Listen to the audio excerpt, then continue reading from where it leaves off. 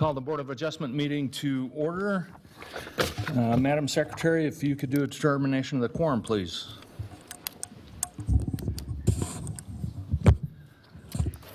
Kim Toulouse, Here.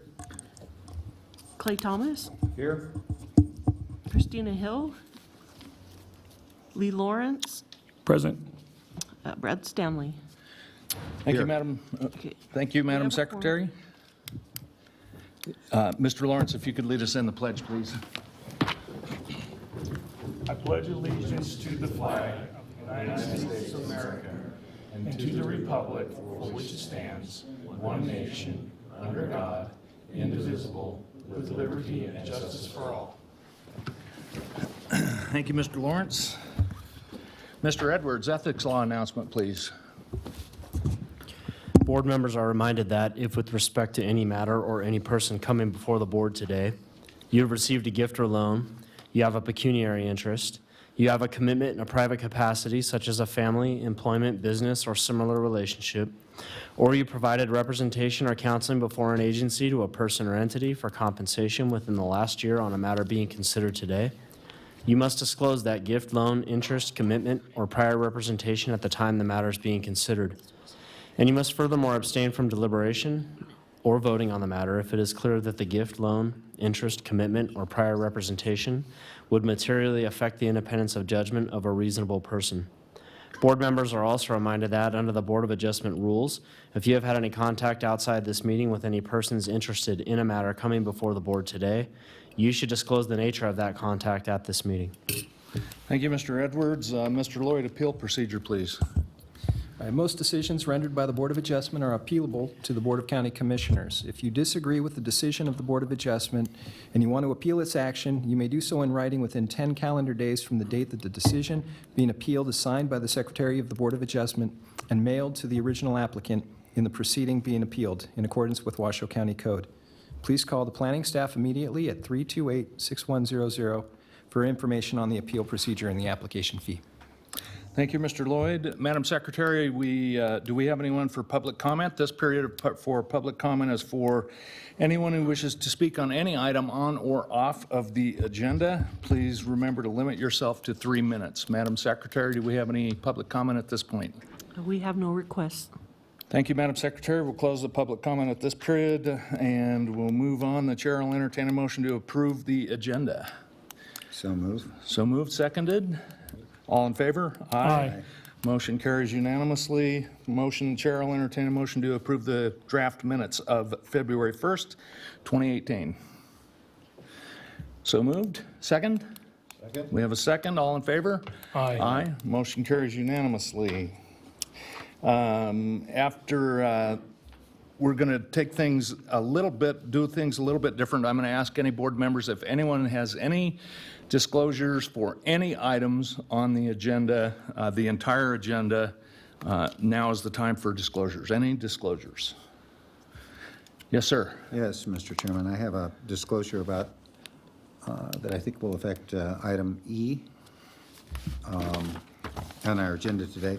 As I've mentioned in the past when these issues come up, I am a former Verizon employee and have the 401k and all the associated stuff still going. But in this particular case, I also had a conversation with the representative of the applicant here within the last month or so, and not related to this matter, a general conversation nevertheless. I wanted to suggest that I think this would be a good time for a recusal on my part. Mr. Chair, I'm going to ask that this disclosure be brought back up at the time that matter is handled. Okay. And the reason I suggest that is because the statute says that the disclosure is to occur at the time the matter is being considered. So that is when I think it'd be appropriate for me to give my opinion on the legality of that request to recuse today. Okay. Thank you. Thank you, Mr. Edwards. So Mr. Stanley will bring that back up when we get to that item. So moving on the agenda to item 8A, which is a consent item, extension of time for variance case number VA 16-001. And with a consent item, does any of the board members have any discussion of that item? Okay, we'll just bring it to the vote for the board to consent for that item. All in favor? Aye. Okay, thank you. Moving on to... Mr. Chair, before Yes, you sir. move on from that, you do need to open that for public comment if there is any. Thank you, Mr. Edwards. Madam Secretary, do we have any public comment on item 8A? No, we have no public comment. Thank you. We'll close public comment. Do we need to vote again, Mr. Edwards? No, I don't think so. I didn't think there was any public comment. I just wanted it on the record. That's all. Right. So, Thank you, Mr. Edwards. Moving on to item Excuse 9A, me? variance case number WPVAR 17-007, Izakaya Tahoe. Who made the motion to approve item 8A? I believe it was Mr. Stanley. And Mr. And- Thomas, did you second that? Sure, I'll second. Okay. And the vote was unanimous. Thank you. Thank you. Item 9A, variance case number WPVAR 17-0007, Izakaya Tahoe. Mr. Lloyd. Thank you, Mr. Chair, members of the board. For the record, Trevor Lloyd with Planning and Building. This item before you this afternoon is a request. It's a variance request, WPVAR 17-0007, for possible action, hearing, and discussion to approve a variance to, 1, reduce the front yard setback along state line road from 20 feet to 0 feet. 2, to reduce the front yard setback along State Route 28 from 20 feet to 8 feet. And the third part of the request is to reduce the side yard setback from 10 feet to 3 feet to allow for a commercial building on a roughly 2,000 square foot property. This item before you today was actually submitted in 2017, and it's a rather challenging variance request, as you have probably figured out by now in a review of the staff report. The location and the subject location is right along the Nevada-California state line in Crystal Bay. The address is 2 North Lake Avenue. And just for a quick overview of the request, as I mentioned in the description, there are 3 setback reductions that the applicant is asking for. 2 of them are fronts and 1 is a side. It is a triangle-shaped lot. The first request is to reduce the front yard setback along State Line Road from 20 feet to 0 feet. It's actually 2 feet from the building to the property, but there's an eave overhang that extends right to the property line, and for that reason, they're requesting a 0-foot setback. The second request is along State Route 28 to reduce that front yard setback from 20 feet down to 8 feet, and the third part of the request is to reduce the side yard from 10 feet down to 3 feet. And the request is necessary in order to establish a commercial building. It will be proposed as an eating and drinking establishment, and the purpose is to support the redevelopment, really, of Crystal Bay. What you have on the overhead is a site plan, and this is one of several that was submitted by the applicant. However, what you see on the right side of that site plan hasn't really changed. The only changes are on the left side, which we have no part of, and that's the part of it is in California. The applicant does own both properties, and so this is really a combined development of a redevelopment of the existing structure, which is mostly in California, but it actually extends over the state line. As you see that blue line running horizontally from north to south, that is California state line. And there's a little bit of a no man's land between the state line and the applicant's property line to the east. And as you can see on the site plan, this is kind of a model for what we look for variances. The property is exceptionally constrained, not only because of the shape and the narrowness of the lot, but also because it's fronted by two streets, which increases the overall setbacks and really reduces the buildable area to practically nothing. In fact, I'm not sure that anything could be built on this property without a variance of some sort.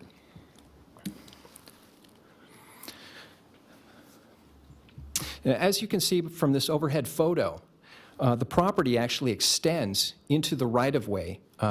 That's a county right-of-way for State Line Road. And so, although this is an excellent candidate for a variance because of the constraints, we anticipate that there may in fact be some impacts resulting from this request, in that it may change the traffic patterns along State Line Road, and particularly at the intersection with State Route 28. For this reason, staff had recommended denial on your staff report. However, during that time, and because of the time frame and the requirement to get that out, we didn't necessarily work through all of the issues, with the caveat in the staff report that we were still working with the applicant, and we had hoped to come to some more resolution in terms of working with them, establishing conditions that would need to be met in order for the applicant to move forward. And we feel that we have done that. We still have some concerns, but we feel that with the conditions that we've provided, and I hope you've all had an opportunity to take a look, or at least a quick look, staff feels that there is enough for a recommendation for approval at this time.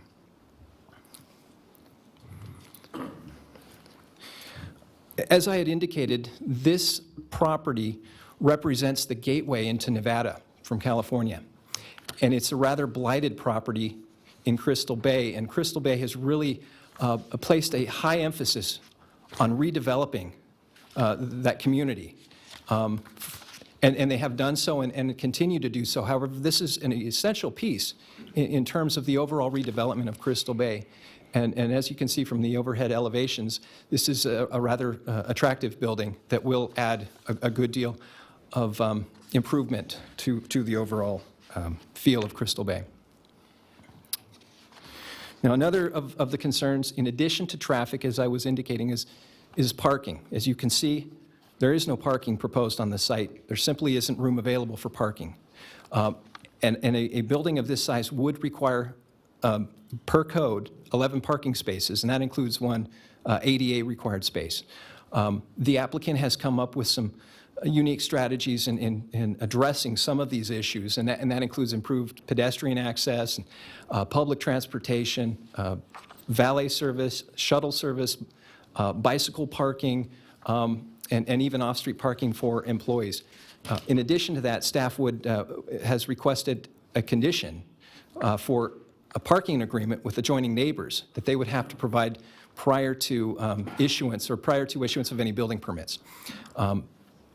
Additionally, staff would also require a modification, kind of in conjunction with all of these proposed improvements, as well as the parking agreements with the adjoining neighbors.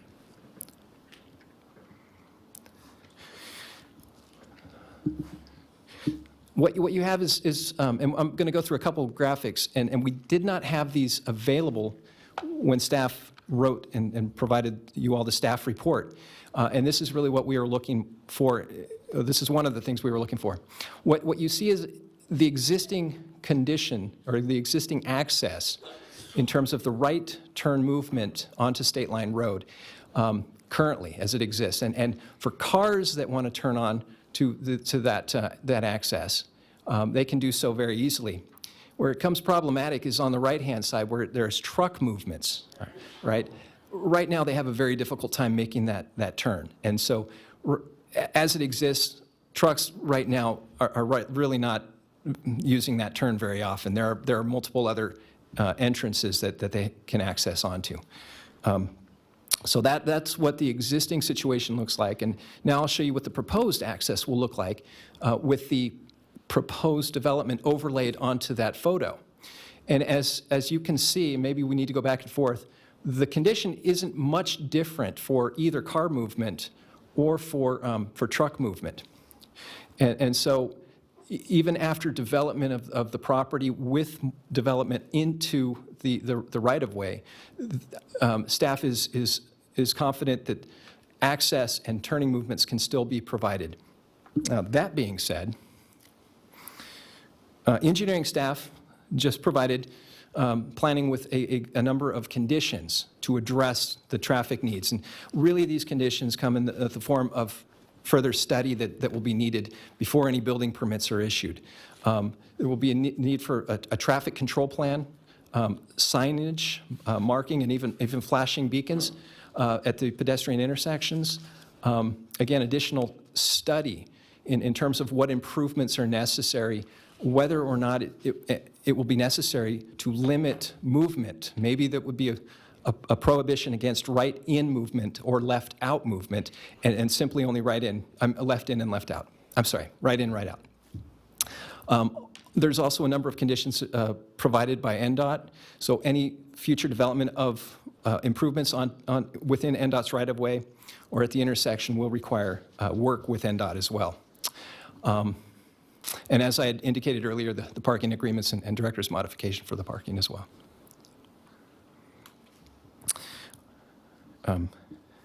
Staff is certainly confident that the first finding can be made, the special circumstances. There clearly are hardships on this property. There's also some slope issues that I didn't identify earlier. All of those make this an ideal candidate for a variance. As I indicated, though, there is a potential for detriment. Reworking of the access may impose a detriment to adjoining neighbors and visitors that want to access the site. Also, the parking issue may present some challenges as well. However, with the conditions, staff feels that that finding can be made. Clearly, this doesn't present any special privilege based on the zoning. It is zoned tourist commercial, and it doesn't present a use that's otherwise not allowed by code. The item was presented back in September to the Incline Village, Crystal Bay Citizen Advisory Board.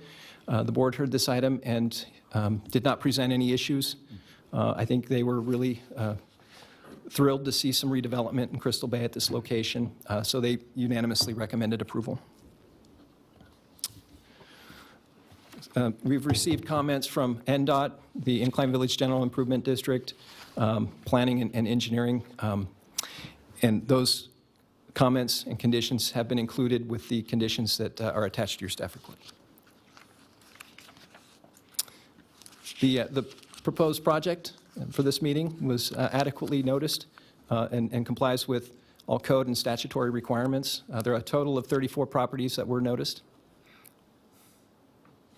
And with that, that concludes my presentation, and we offer the following motion for approval, as well as a motion for denial if this board so chooses.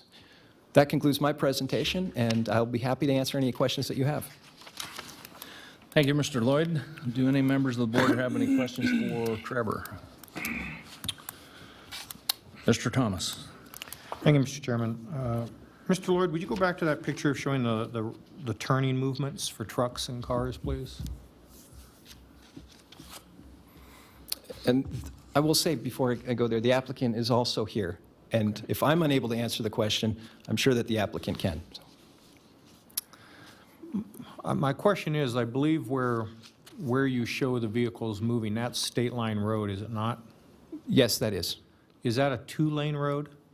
Currently, it is a two-lane road, yes. And so the actual turning movements would not be on what I would consider the left-hand side of the road unless we were in England.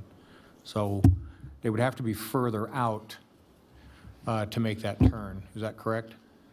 You know what? You're absolutely correct. And maybe that's an oversight, but I'll let the applicant address that. But that is, at this time, that is certainly a two-lane road. Is there plans to make it into a one-lane road to allow for that closer I'm sorry. turning movement to the property? That certainly is a possibility, and that would be addressed later on with further studies. It is my understanding that the applicant, again, those kind of studies are rather expensive, and before they invest a significant amount on the studies that we're conditioning. They want to see if this is a viable, legitimate request in terms of a variance before this board, so. Thank you. Anyone else? Mr. Lawrence? Yeah. Question here. How confident are you and how confident is the county at this time with these situations with this property the way it is, that if we were to approve this today, that the applicant is going to be cooperative in the sense of adopting any constrictions, restraints, or anything like that that the county puts on them? I mean, we're talking about maybe a one-way road here now, this sort of stuff. I mean, gosh, it seems like this is just, the horse is half out of the barn here, and good question over here. I'm just a little apprehensive to give approval to something that I can't see the entire picture of at this point. So, I mean, how do you feel about that, Trevor? I understand where you're coming from, and honestly, staff is, I think we're at the same place that you are. In terms of the comfort level, whether or not the applicant will abide, it's really not up to the applicant. It will be up to Washoe County or our partners such as NDOT to ensure that that there's adequate health and safety measures that are put in place. And again, that could be a number of things. I don't know the answer right now in terms of what it's going to look like. It could be a one-lane road at some point, or restricting the movements at the intersection, signage, flashing lights, intersection controls, any number of criteria, pork chops, we don't know. And that's what the study will tell us. Okay, thank you. Mr. Stanley? Thank you. Mr. Lloyd, could you describe to us, perhaps again, if I missed it, how much traffic, what times of day and that sort of thing, how much traffic flows both on, straight through, and then how much on the curved part of the road? Honestly, I'll have a little difficulty describing that because this request doesn't rise to the level that it would trigger a traffic study. A traffic study would tell us all of those volume, the traffic counts. It's possible the applicant has those numbers available and he can address that better than I can. Okay. Am I missing something in thinking that the traffic volume would have something to do with the design? It's very possible. If you're restricting certain movements, that could very well reduce the number of traffic counts. Okay, and if I may, a couple more kind of related questions. Yeah. When someone's going, and I don't know what the direction is, I didn't check the map that closely, but when they're going diagonally and not making the curve, I don't see an indication there that there's a stop sign or stoplight or anything, right? That's correct. Okay, and the speed there is what? Now, it's reduced here, and I don't know if that's 25 miles per hour. Is that right? 25 miles per hour, yeah. Okay. And are those black marks there, are those, is that a crosswalk? That is the proposed crosswalk. There's currently not one there now. Yeah. Okay. And I don't see a proposed crosswalk or a sign or anything to go across the primary road there. The highway? you Yeah. mean? That would actually be up to NDOT. If they require a crosswalk at that location. I don't know if they will, because there is a signal further to the east, I believe. Is there a signal further east? There's a signal With a- between. Sir, could you step up and identify yourself, please, for the record? I'm sorry, this is Andrew Ryan. He's the applicant's representative. Thank you. Good afternoon, members of the board. Happy to answer any questions regarding this. So yes, there is a signalized intersection to the east. It's about 150 to 200 feet east of the intersection you can see there, and that's between the existing Crystal Bay Club Casino and the Tahoe Biltmore. There's also a transit stop just east of that exhibit that you can see as well, and that's transit for eastbound. And then transit for westbound is actually directly across from our project location. We would entertain potentially a crosswalk being there, but my guess is working with NDOT, they'll only want to have that at that one signalized intersection. The speed is 25. The sign that changes it from 35 for eastbound traffic is just to the east of our exhibit, or just to the west of our exhibit there. So it actually goes to 25 once you arrive at our property. One of the interesting things, I think, looking at this turning exhibit is that we're very prone to look at a vehicle wheel path drawing and say, that doesn't work or that's challenged, without also talking about pedestrian level of service. The existing pedestrian level of service, and I'm going to try just to back up one, because I believe that has the existing. Is this guy on here? Do I just hit back?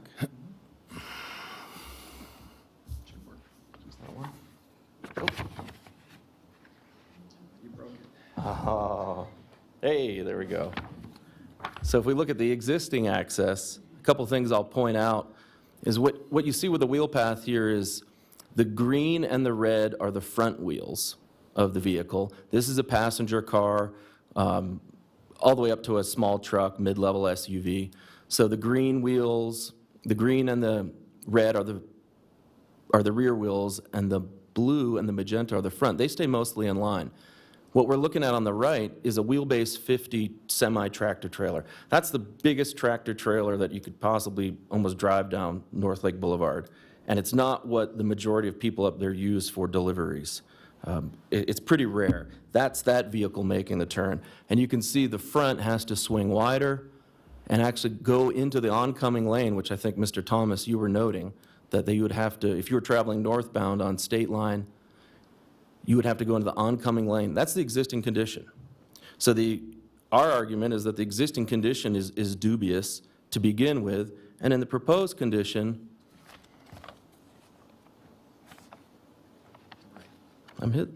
try on the right there. Just that one, right? So you have the magic touch. No, you know what, I think you have to hold the battery down. Yep, Okay, I went too far. so give it a squeeze. So under the proposed condition, it's about the same for the passenger vehicle, but it does get more challenging for a large semi-trailer. And you can actually see where the rear of that semi-trailer would not be able to make this turn. So the question that we hope to be able to develop and answer working with NDOT and engineering down the line is an increase in the pedestrian service here worth some decrease in a semi-truck making a right turn? I believe it is. The other thing we haven't talked about right here is the Welcome to Nevada signage. The amount of cars that pull over every day onto just a roadway shoulder, get out with parents and kids to take a picture at that sign is probably 5 or 6 every day, and in the summer, there's a peak. We're also proposing as part of this project a landing there with seat walls that would allow people to either park on State Line or park elsewhere and arrive by foot and have a safe spot to do that. So that's one of the opportunities that's out there. With this project, we are asking for these 2 variances or 3 variances now to establish a footprint for us to work moving forward. We're eating an elephant with this project, and there's no good way to start. We have a building where the state line runs through it. We have subdivision boundaries that don't line up with the state line. So the subdivision that was recorded in about 1932 for the Washoe County side, and the subdivision that was recorded in 1926 for the Placer County side, their boundary doesn't line up with the state line. So we actually have discongruent mapping. We looked to go to Congress to maybe move that state line to help us out a little bit. That looks challenging. So we're here now trying to say, if we can establish this building footprint, then we can start doing the next step. And that next step is answering a lot of the questions that you have now, and that's why staff has worked with us to write these conditions so that we can go through that process later on. I would like to switch to my presentation, if possible, just to talk a little bit more about this access. Before we do that, let's just make sure that nobody else has any other questions for Mr. Lloyd. Mr. Stanley, you have further questions for Trevor? So let's finish with Trevor, and then we'll It we'll could get be to with you. Trevor, so don't go too far, please. Okay. My question was going with the kind of the safety of pedestrians, which is rather than the safety of vehicles. Do we have any sense of what since there won't be theoretically on-site parking, and since folks will be coming and going, and I think you mentioned drinking as well as eating, the establishment has drinking and eating, is that? I don't know if it's only drinking or only eating, or I don't. think it says both under that description. My understanding is that it's, the classification use type it calls for eating and drinking establishments. And so I went with that. So, Sure. but I don't know what it's going to eventually look like, yeah. Yeah. So any sense of foot traffic, given the fact that there's no parking? And again, where I'm going with that is, how many people are going to be needing to use those crosswalks and will be wanting to be on the other side of 128 and that sort of thing?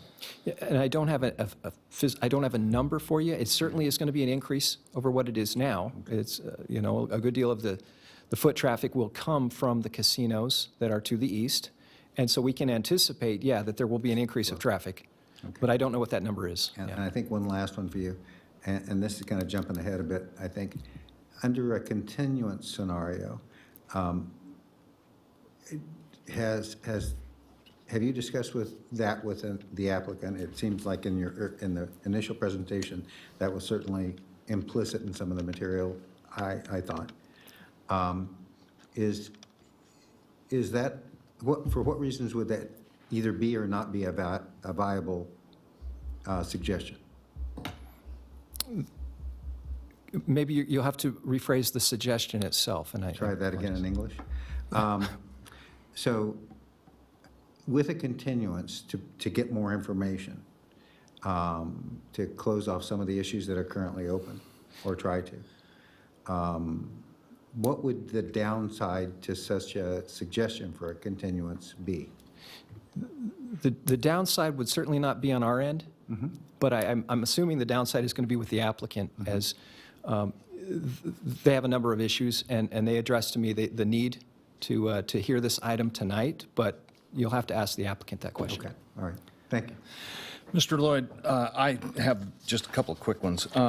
During your presentation, you had mentioned that you had other concerns that you had not seen addressed yet, or maybe I misunderstood, but I just want to be clear in my mind, are all of your concerns with this project addressed, or are they not?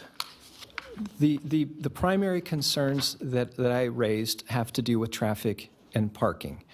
And again, part of the presentation that I offered was that we don't know what the full extent of those concerns are yet until further analysis is done, as we've identified in the conditions. There will be further study that's required. We haven't seen the applicant's proposal the full proposal in terms of their parking, which is a condition as well. And I didn't clarify that well enough, but those are essentially my conditions of traffic and parking.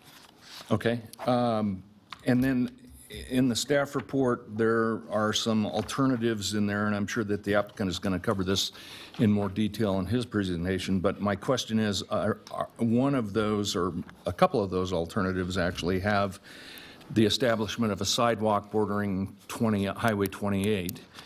Are there existing sidewalks or pathways, pedestrian pathways, either side of the property? In other words, if we build a sidewalk where there's no existing sidewalk either side of the property, what's the point?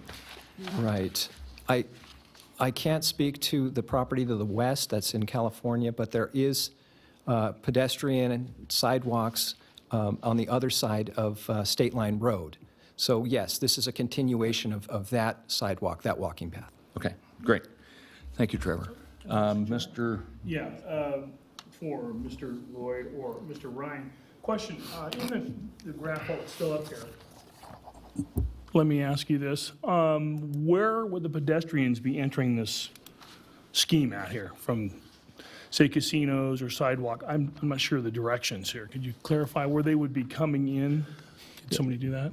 They will be coming in from the north, where that sidewalk is there. Okay. Ultimately, that's going to be the entrance. You have what you see there, and you can't, The proposed crosswalk, potential crosswalk. bingo, and that's going to be a patio area between the two establishments, the two buildings, and that's going to be the entrance from the north. So people would come into the turning zone there from the north, enter and exit there. Do you have that? Maybe this other site plan will do a better job of illustrating the movements of both pedestrians and traffic. And that would include bicycles as well. And I apologize. I got out of this.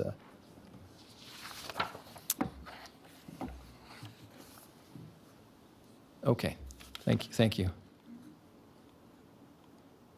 There's the site plan I was talking about. So maybe this site plan, I think, does a better job of illustrating, both pedestrian as well as the access movements. And again, this is one of the designs that's proposed for the California side. We anticipate that whatever happens on the California side, what you're seeing on the Nevada side is going to look very much like what is proposed there. Currently, there is not a sidewalk right now, but as you can see how the pedestrian access movement comes, it will come from the north. Okay, thank you. I got that. Thank you, Trevor. Mr. Thomas. Thank you, Mr. Chairman.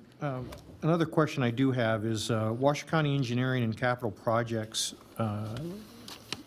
made their recommendation to deny based in part on snow storage. And because if you go from the setback down to 0, what happens with that? Where does that snow go? What plans do we have, or can you address that issue? Yeah, I believe I can, and that denial request, that came early in the process. That would be addressed with the further study, if there are going to be roadway improvements, snow storage is a big component in terms of where that's going to be located. There could be a need for even pedestrian access along that east property line, and that would also be identified during the further study and requirements by Washoe County. Thank you. Anyone else for Mr. Lloyd? Thank you, Trevor. Okay, sir, you're up. Thank you, Trevor. Could I get you to load my presentation, please?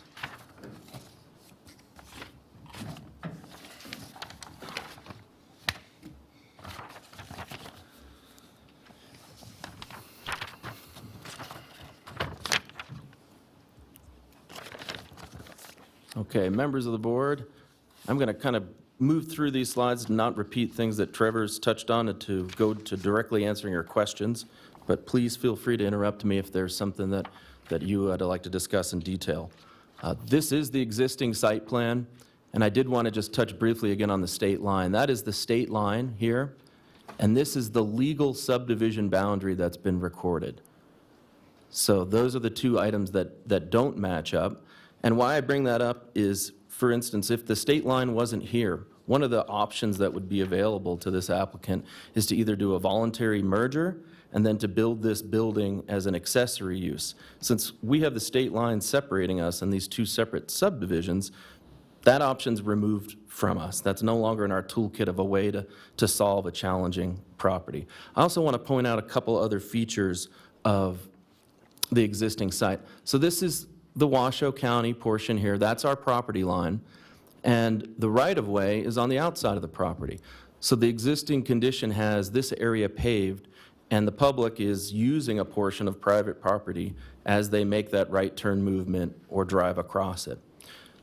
And there's an opportunity, as the applicant, we're willing to consider an IOD, maybe a dedication there to clean up some of that property line issue with the future project if we're able to get that far. So I think there's a good opportunity there to resolve an issue. Also, the existing retaining wall that makes the present site flat is almost at a 0 setback in this lower corner. The retaining wall at this point is 10.5 feet tall. That's where it's at its highest point. And it travels along state line edge of pavement here obliquely and property line till it's about 3.5 feet away here, and it's about 6 inches tall. That was one of the discussions we had regarding snow storage, is that presently, there isn't a whole lot of room. You can't plow the snow up on top of that retaining wall. Our proposed condition actually moves that back uniformly to 2 feet off of the property line. So we actually do gain a little bit of snow storage area. It's not significant, so I'm not really beating the drum over how great that is. But we're also proposing to cleat all the snow on the roof. So we'll keep all that snow on the roof, and we won't be shedding or discharging snow or water to the right-of-way. So that's how we propose to deal with that challenge. I think it's improvement.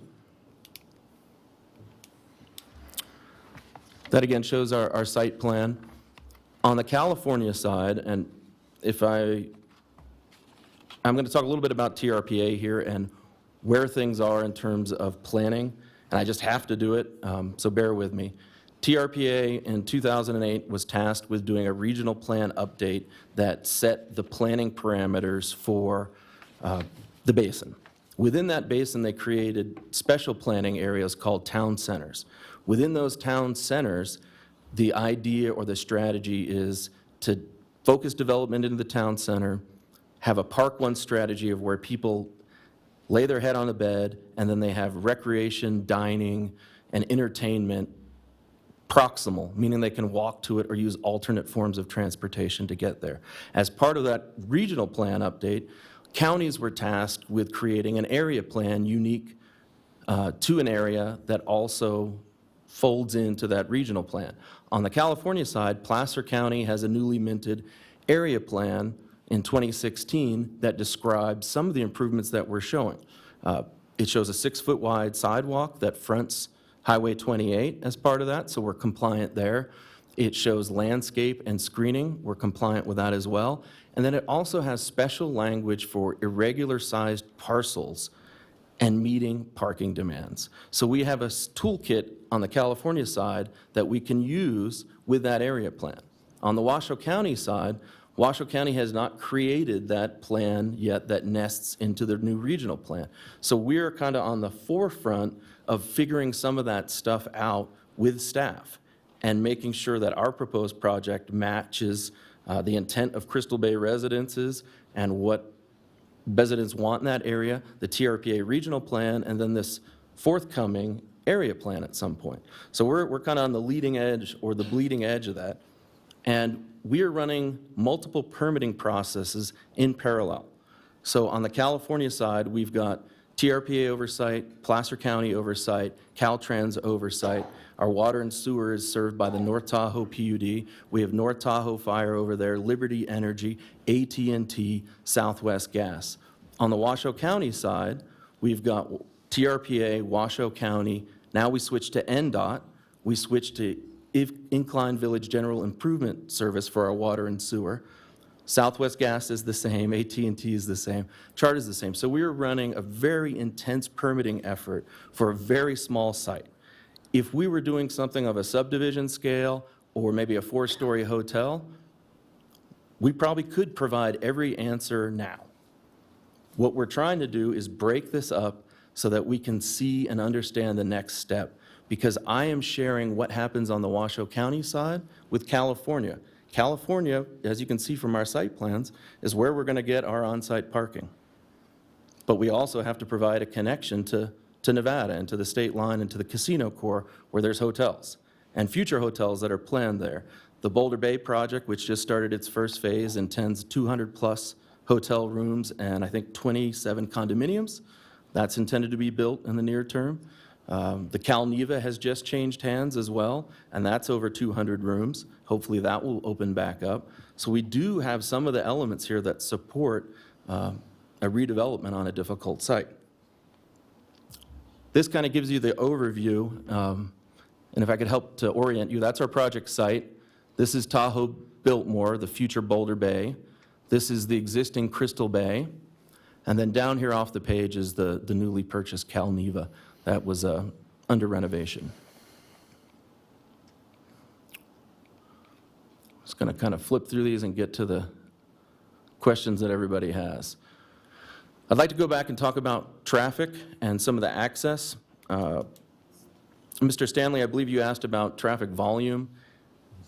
It's somewhere between 20,000 average daily trips in the summer to 28,000 on peak. So it's in the middle 20,000s, roughly. And most of that data is coming from Kings Beach, just down the way. So it's not exactly at our project, but nearby. When we looked at that turning radius, we were having a lot of the same thoughts that I heard from members of the boards of how does this work and why does it work. One of the interesting things that you can see once you kind of zoom out here is what becomes apparent to us as a solution is the restricting of right turns for truck traffic depending on the direction. If you are traveling eastbound, this is the right turn we want to avoid with large vehicles. And there's this great turn here. And that's what everyone does every day anyway. The existing deliveries and contractors that are going to the Calneva, they make this turn. If you're traveling westbound, you want to make the left turn onto State Line Road. And you don't want to repeat that same hairpin scenario here in California. So as we zoom out, we see that this triangle is kind of organized already.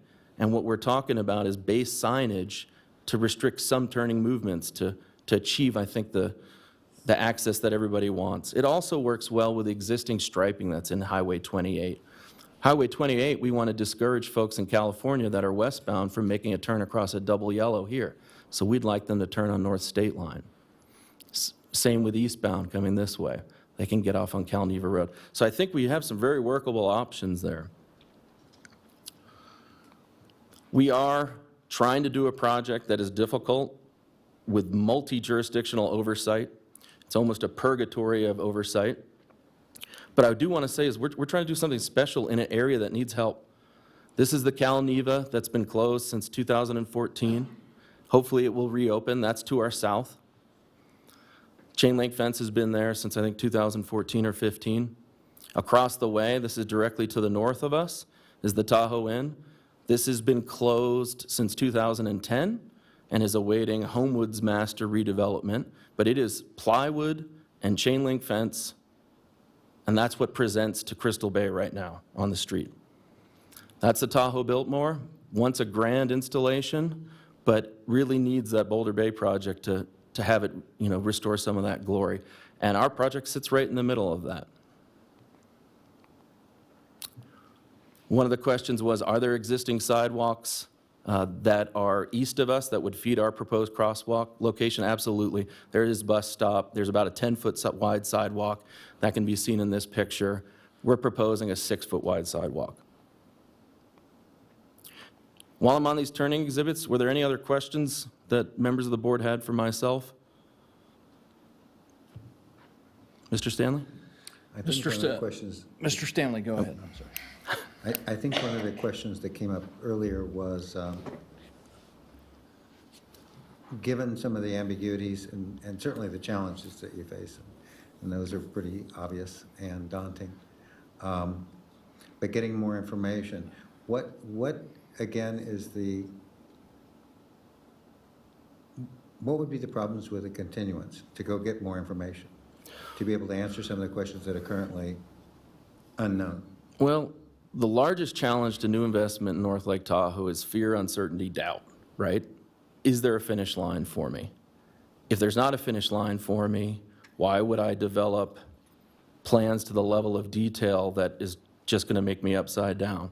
So when I look at this site, originally permitted and built in 1956, and there has been no functional reinvestment since 1956. We're asking for an opportunity to start the process and spend the money with just an established footprint that we can work from. It gives us a basis of design and removes some of that fear, uncertainty, doubt for an applicant to start the process. This isn't the end of the process for the applicant. We have many, many more approvals to go through.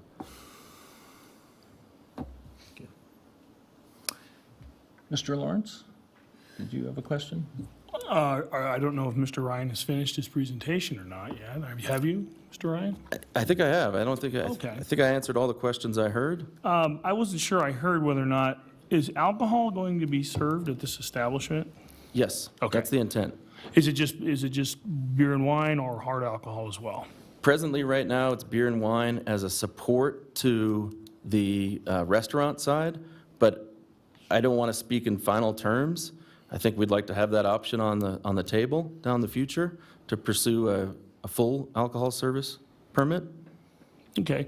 And about your parking, I know that's been a concern in agreements with, like casinos. I mean, do you guys have anything hard and fast in writing contractually or otherwise with the casino guaranteeing parking for your patrons to visit the, No, we do not.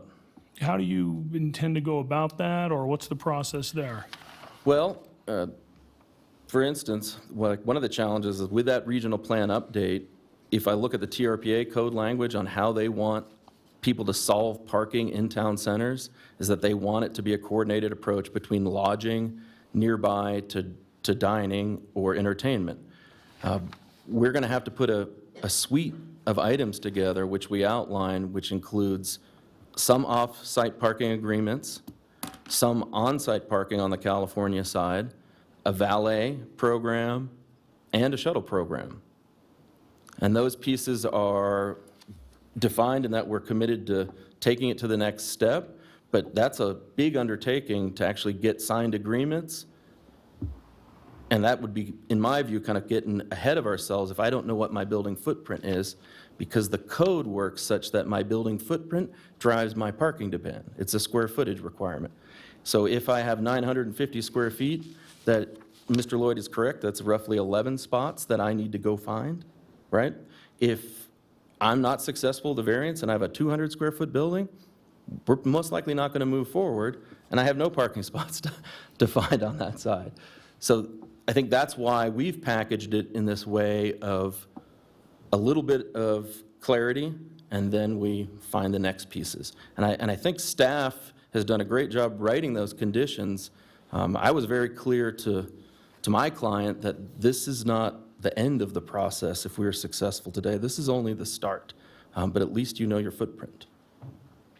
Okay, thank you, Mr. Ryan. I understand you're not sure where you're at right now. This is a moving target, and you have to decide a starting point before you can move forward. And I understand, appreciate the challenge you face between working through Nevada, TRPA, and California and the regulations there. And I, of course, wish you the best of luck with that. Thank you.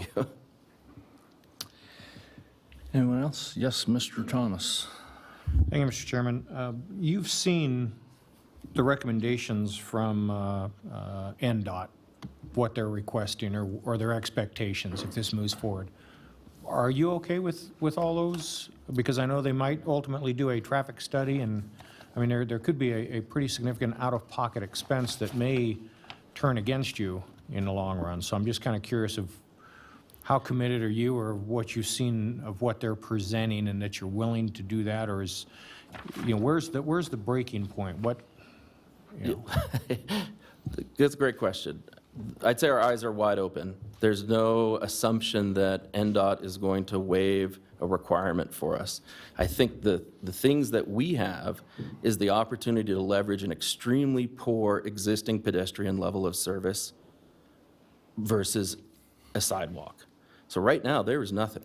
There is no pedestrian area of refuge. There is no area where you're supposed to cross. There is no signage or delineation that tells a driver that there might even be a pedestrian there. And that crossing across North State Line happens frequently.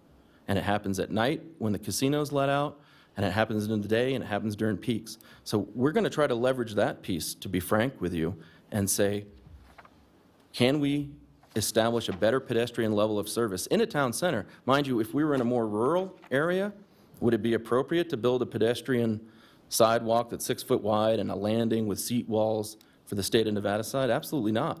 But in a 25-mile-an-hour speed limit area, where you have high concentrations of pedestrians, we think that's a real win.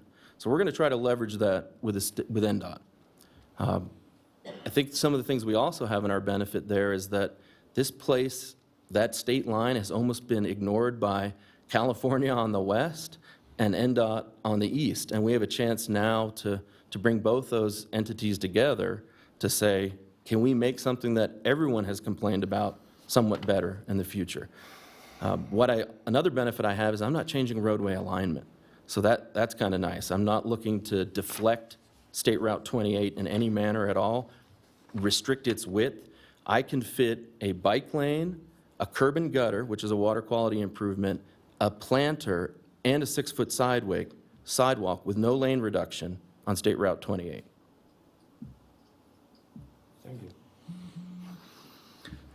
Okay, so just so I'm clear in my own mind, and I think you've answered it already, but I'm going to ask it again in my own way, and that is regarding the parking issue.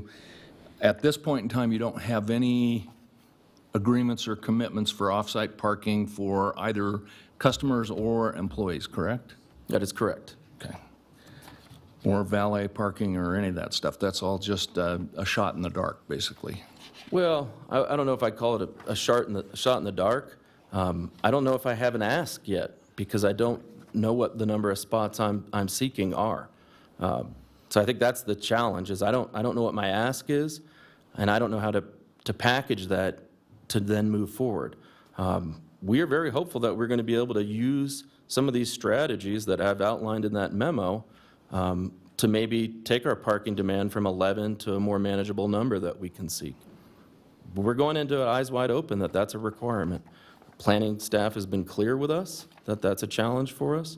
And look, our intent is not to open up a restaurant and eating facility that doesn't function. Our intent is to be successful. So we have our own business parameters that we're also seeking as well. The opportunity here is that a site that has no functional investment since 1956 can be invested in. We performed a similar ask of Placer County, not quite at a Board of Adjustment, but we performed a similar ask with the work of the California side. That building's presently being remodeled right now. So if you were to drive by this site, you would see construction activity happening. The ask with Placer County at that time was, let us move forward with a tenant improvement package. If we're unsuccessful in Washoe and unsuccessful in the county, our parking will remain as is, which I think no one wants to see, but it is a way out. And the ask to them was to let us move forward. They let us move forward. As part of our work so far, we found underground leaking storage tanks. So we had waste oil and diesel fuel tanks that were removed by the applicant. And so I look at this as this site has been ignored. We've been allowed to take a step forward. Good things have come from that. And we aren't receiving approval today that grants us anything other than starting the permit process in more detail. Okay, thank you. Okay, seeing no further questions of either Mr. Lloyd or the applicant, we will open up the public comment section. Madam Secretary, do we have any requests for public comment on this one? Yes, we have J. Edward Parker.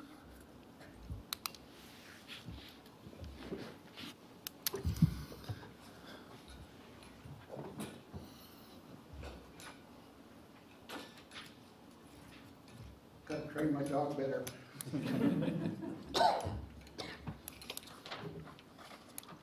Mr. Chairman, members of the board, my name is initial J. Edward Parker. I reside at 6970 Pa Drive in Washoe County, under the Sparks Post Office. As a retired appraiser, I look at this and I say, we have some problems here. The major portion of the adjoining property is in the state of California, and therefore under the jurisdiction of the state of California and the county in which it sits. This parcel is only practically usable as an adjunct to that property. Has anything been done about the possible co-planning for the block there that we're looking at? Or are we going to someplace down the line face a claim from the state of California that their influence covers this parcel? Also, if it comes down to that point, what would we do if the state of California said they couldn't use the property across the boundary lines? Thank you. Thank you. Anyone else, Madam Secretary? We have no further public comment. Thank you. We'll close the public comment period and bring it back to the board for discussion. Anyone want to start off? Mr. Stanley?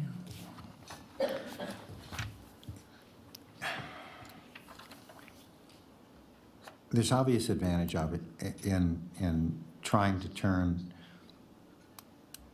what Mr. Lloyd described as a classic textbook kind of variance issue into something usable to the community. So that's all good. And it seems like that to me, from my experience here, that staff is bending over backwards to make something, keep that door open and let the applicant run into the next wall.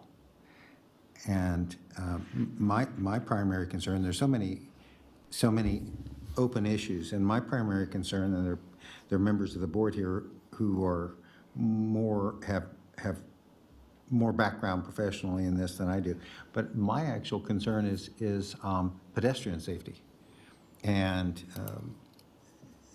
so aside from all of the open issues and again, the very good point about appraisal or about jurisdiction, and then things like, hey, we found a bunch of toxic storage tanks or storage tanks, you know, those environmental issues that are usually oftentimes found in the first sweep.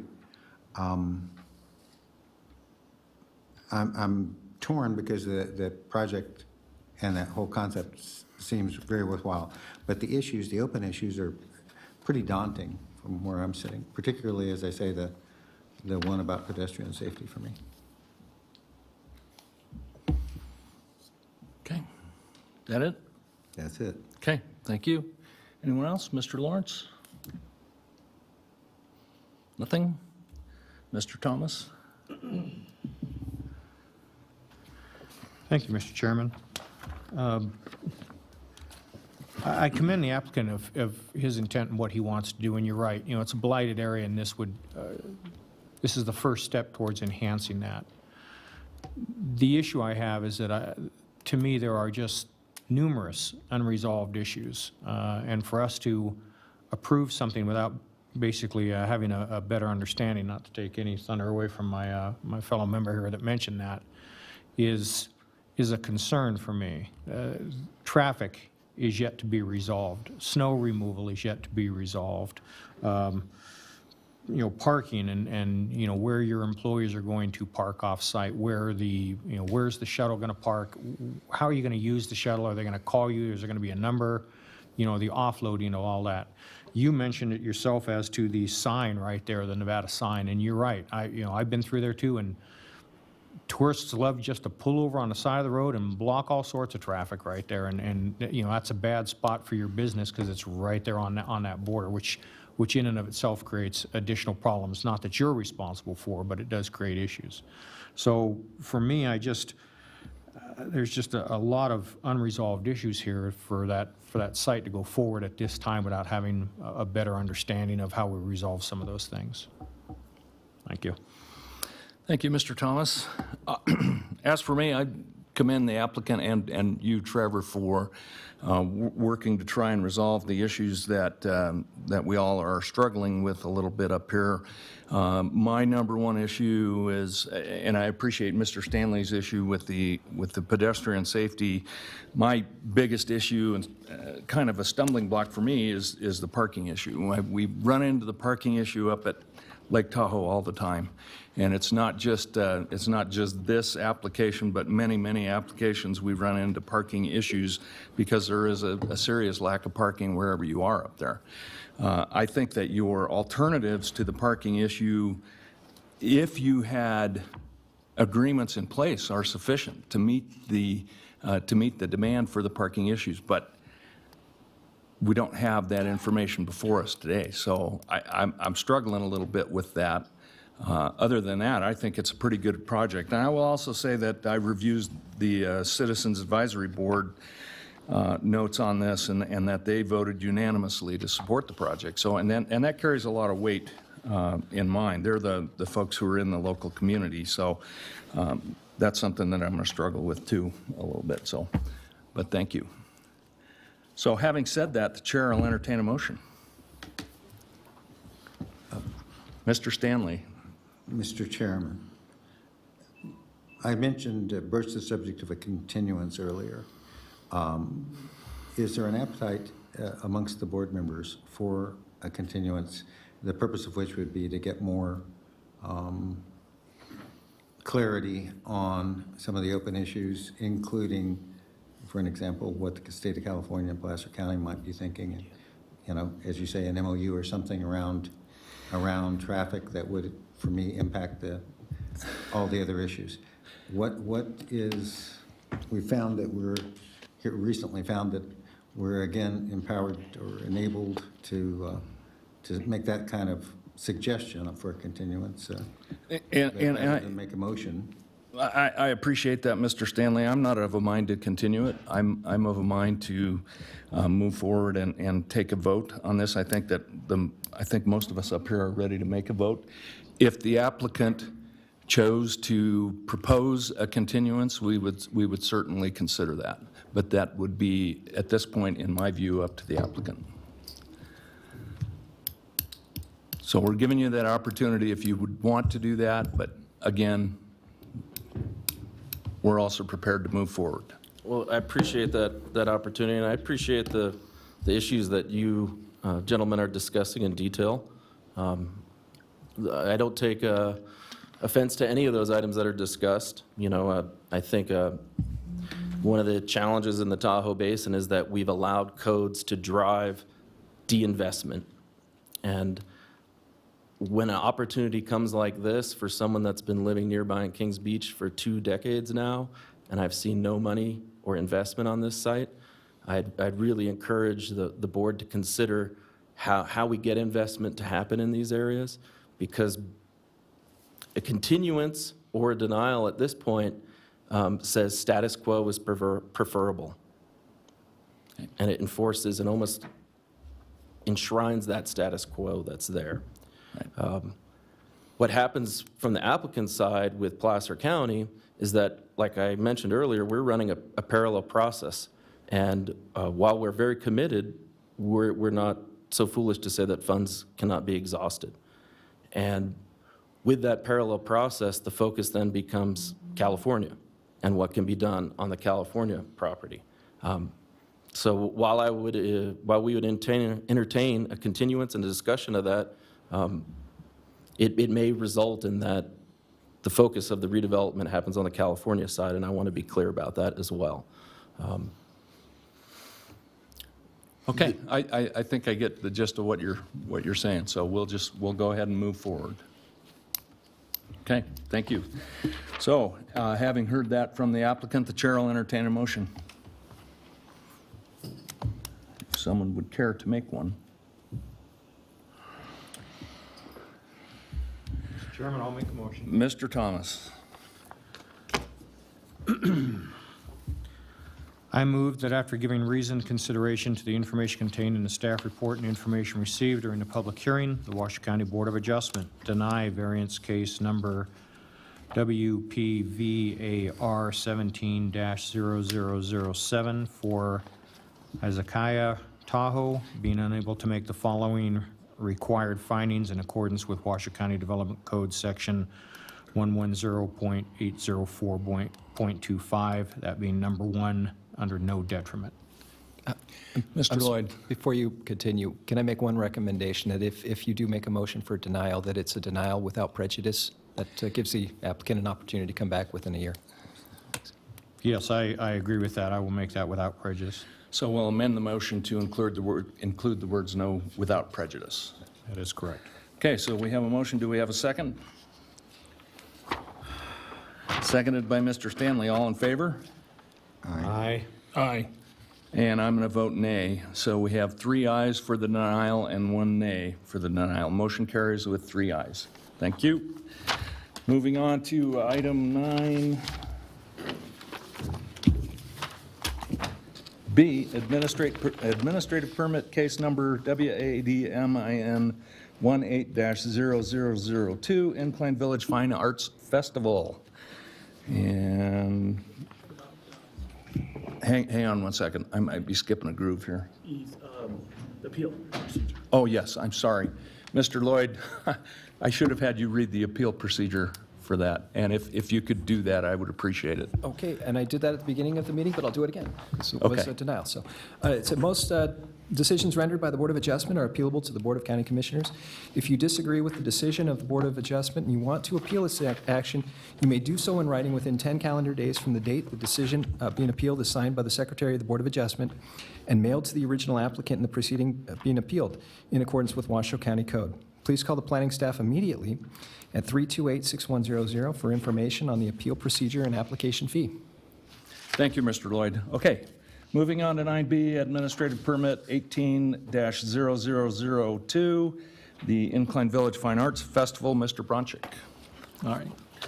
So we are looking at the Incline Fine Arts Festival for possible action, hearing, and discussion to approve an administrative permit for the Incline Village Fine Arts Festival, which is an outdoor community event. It will be held at Preston Field, which is located at 700 Tahoe Boulevard. And it will be it's an annual event that's held every August. So this year it will be held Friday, August 10th through Sunday, August 12th from 10 a.m. to 5 p.m. according to the proposal. So this is the 5th year of the event. They're anticipating 22-plus vendors with roughly 500 people per day. There will be no amplified sound or lighting. Last year's proposal, they did have food trucks that were present. This year, there will be no food trucks present due to the decline in attendance. So there are a couple conditions that are associated with this admin permit. We do require them to have attendance counts and keep track of those during the days of the event. However, when they come forward with us to propose a new application, it's very difficult for them to actually give us those approximates for an event that has not happened yet.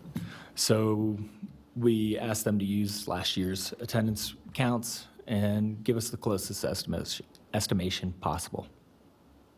Additionally, they did submit a parking and traffic plan as part of their application, which consists of no parking signs on State Route 28. Last year, is my understanding that their parking plan was sufficient due to the attendance that they did have.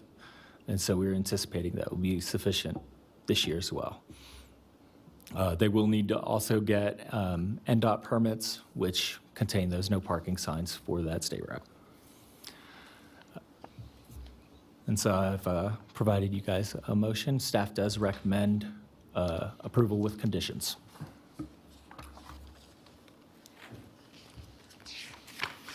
Okay, anyone have any questions for Mr. Bronchick? Mr. Thomas? Thank you, Mr. Chairman. Last year, when this request came before us, I know there was a pretty big or a steady increase of the number of people that were going to visit that. Do you recall if at that time we asked for a hard count? Because I thought we were getting closer, we were getting into some high numbers. Unfortunately, I don't know the answer to that. I know that last year's application did assume that there would be upwards of 900 people in attendance. However, the information that was given to me, both by the person who did this plan last year, as well as the applicant himself, is that they did experience a significant drop-off in attendance. And so that's why last year's was 900 and this year's 500. So that's roughly it. I was just trying to recall that I thought we had asked for a hard count. I believe Mr. Thomas is right, and in my recollection is it was specified that there would be somebody with a counter at all of the entrances during the business hours of this event last year. And so I'm a little, that was one of my big questions too, is this year we're asking for that, and I believe we asked for it last year as well. And was that you last year, Eva? Yes. May I speak? Please. Thank you. For the record, Eva Kraus, planner. I ended up handling the permit at the end last year, and yes, they did do a count. We didn't do clickers. What we did was we have them photograph the scenes at 10 in the morning, noon, and 5, and then give me counts from those aerial photos to see how many people were in attendance in those during hours. And last year, and I did go up last year and visit the site, and Sunday afternoon was very quiet, so. Okay. Thank you. Any other questions for Mr. Bronchick? Okay, is the applicant here and do they wish to speak? Doesn't look like they are with us today, so we will open it up for public comment. Madam Secretary, do we have any public comment on this one? We have no public comment. Thank you. And before we bring it back to the board, I would just want to make double sure are there any disclosures on this one? I think we're only going to have one, but later on. Okay, great. Bring it back to the board for discussion. Any discussion? Mr. Stanley. I think with the verification of all the clicker numbers and the overhead surveillance and photos during the time of the day, that seems to pretty much nail that issue down. And it continues to be a great project, so Okay, very much in support of it. okay, great. Thank you. Mr. Lawrence, anyone else? Seeing no further discussion by board members other than the count, which we're going to take care of this year, the chair will entertain a motion. Mr. Stanley. I move that after giving reasoned consideration to the information contained in the staff report and information received during the public hearing, the Board of Adjustment approve, subject to the application as submitted and the conditions as contained, as Exhibit A in the staff report, administrative permit case number WADMIN 18-002 for Curtis Beck for the Incline Village Fine Arts Festival, an outdoor community event. I further move to authorize the Director of Planning and Building Division to issue the outdoor community event business license when all pre-event conditions have been completed. I make this motion having made the 4 findings in accordance with Washoe County Code Section 110.808.25. Consistency, improvement, site suitability, and issuance not detrimental. Thank you, Mr. Stanley. We have a second? Second. Seconded by Mr. Lawrence. All in favor? Aye. Motion carries unanimously. Thank you. Moving on to item 9C, administrative permit case number WADMIN 18-0004 for Valvoline. And again, Mr. Bronchick. All right, so this is WADMIN 18-4 for Valvoline. This is for possible action, hearing, and discussion to approve an administrative permit for an auto repair use in the general commercial zone. So the proposed structure that the applicant has brought forth is roughly 2,100 square feet. It is located at the corner of Buck Drive and Lemon Drive. So they've provided a site plan, and 2 things that stood out right away was that they are providing interconnectivity within the site. So if there was ever anything commercial related to go behind the site, they have that access, as well as shared access in the front to connect to any additional commercial sites. This plan is primarily auto use. From my understanding, there's no retail that will be associated with it. It is just 3 bays and a office area. So they do have sufficient parking for this project. They did provide us a landscaping plan. I'm sorry, it's a little small, but they do show significant landscaping within the rear that acts as a buffer towards the adjacent residential property. One of our conditions is that they have a fence or barrier within that area that is directly adjacent to the residential. So I've provided an overhead site. As you can see to the west, it is a gas station. Unfortunately, the updated image didn't make it onto this PowerPoint, but across the street on Buck Drive It is a significant-sized shopping center, all commercial. And last year, an administrative permit was brought forth to you to the northwest, which contained instant smog, which is a similar use, an auto repair use. So, as mentioned, it is zoned general commercial. Auto repair is allowed within the general commercial zone. However, it can only be allowed with a Board of Adjustments administrative permit. So throughout the process, there's been no concerns or objections with any surrounding property owners. Repairs will take place on the site. Not only will they be doing similar items that Instant Smog does in relation to diagnostics of vehicle testing, they will be doing a little bit more intense use as of oil and lube changes, windshield wiper replacements, and that kind of thing. Our findings are located on page 8 of the staff report. So public notice was provided, as is required. We send out 30 notices to within a 1,100-foot radius. One thing to note that this is in the joint stead corridor. We did send comments out to the city of Reno. We did not receive anything back from the city of Reno. So the full conditions of approval can be found on Exhibit A of the staff report. And we did have a condition that since everything was put forth, it has since been removed with our traffic engineer consulting regional.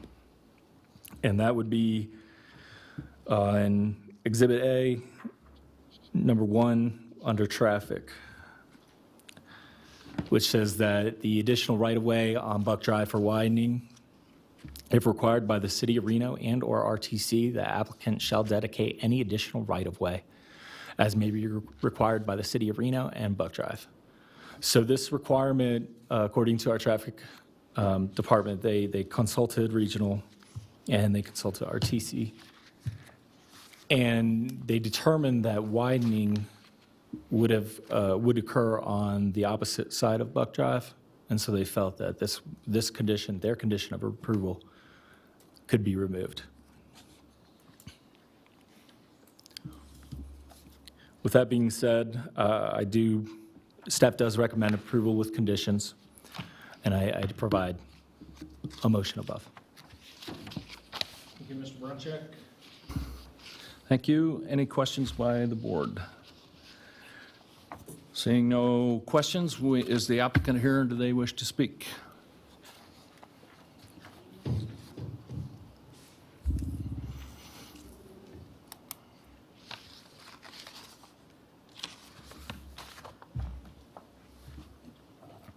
Thank you, Mr. Chairman and board members. My name is Brad Carter from Salt Lake City, Utah. I'm one of the principals of NovaSource Enterprises. We are the developer for our client, who is a Valvoline instant oil change franchisee. Valvoline will be new to the Reno market. They're a national chain of franchise and corporate locations with about 1,200 locations.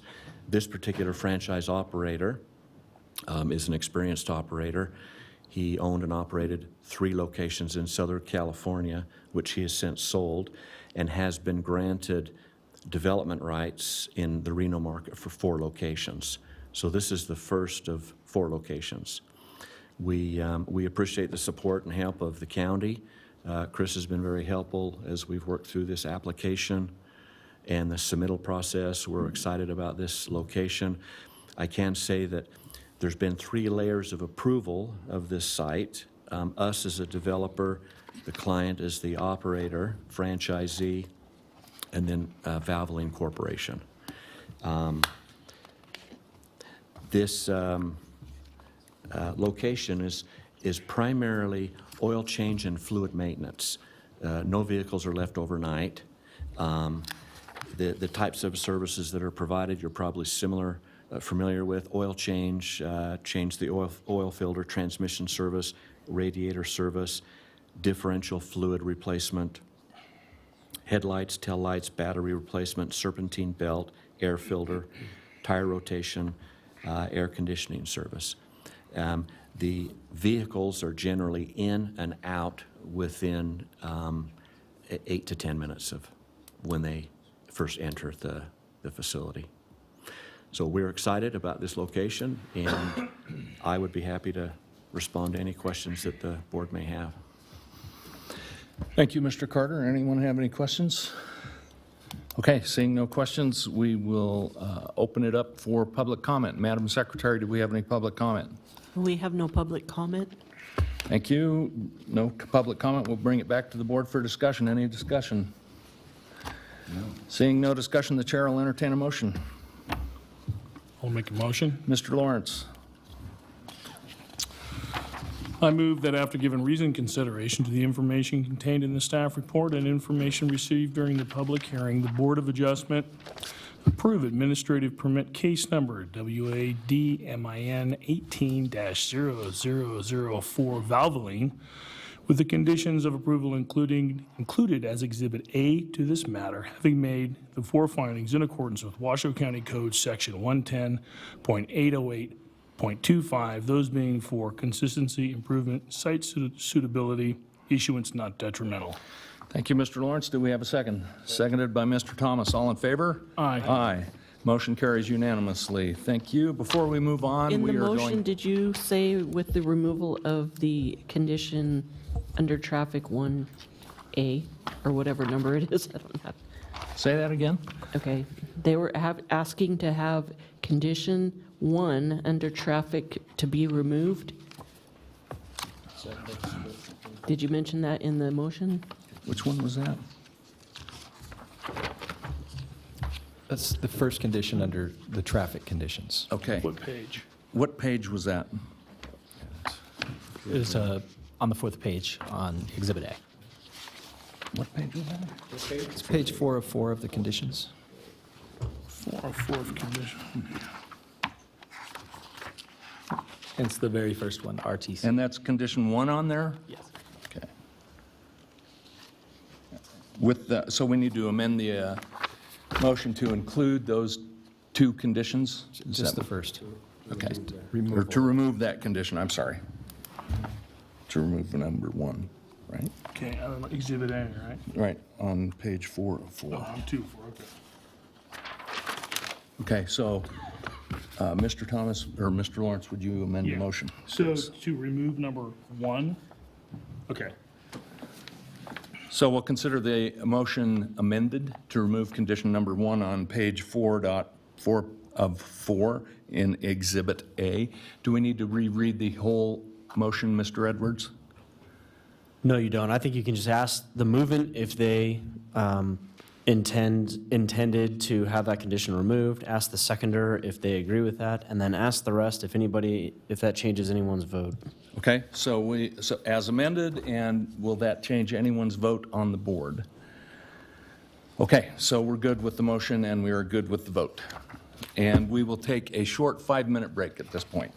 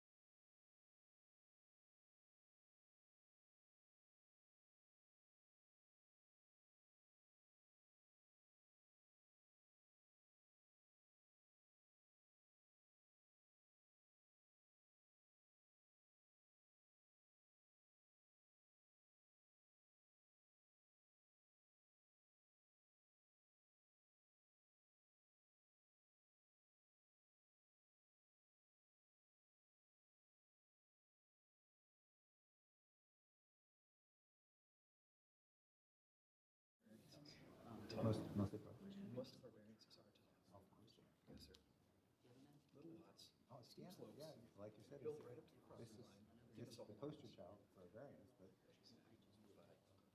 Need a little something. Anyway. It looks really intriguing. Yeah. And that's why, and that why I wasn't so quick to just dismiss it. Right. Is there a way to help these guys make it work?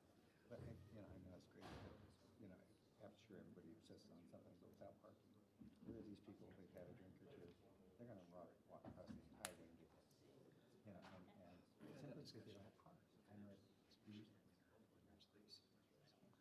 25 miles an hour, you're not gonna get stopped. Anyway, a fun one. Donna, thank you for picking up on that motion.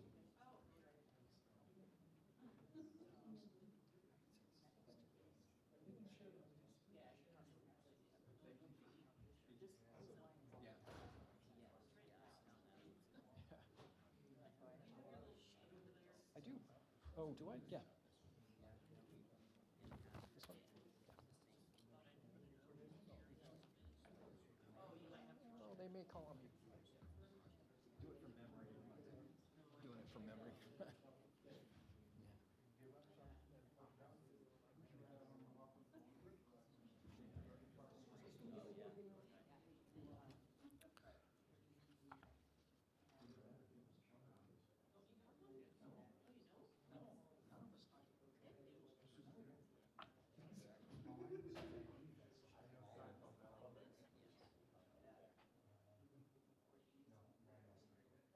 Can we get them IDs like that? We got to get you guys IDs. I have an ID, but it's like 10 years old. Well, I mean, something like that opens the doors. Yeah, we would love that, Yeah. because none of us have. Well, I'll make a note of that. So, we got it. Thank you.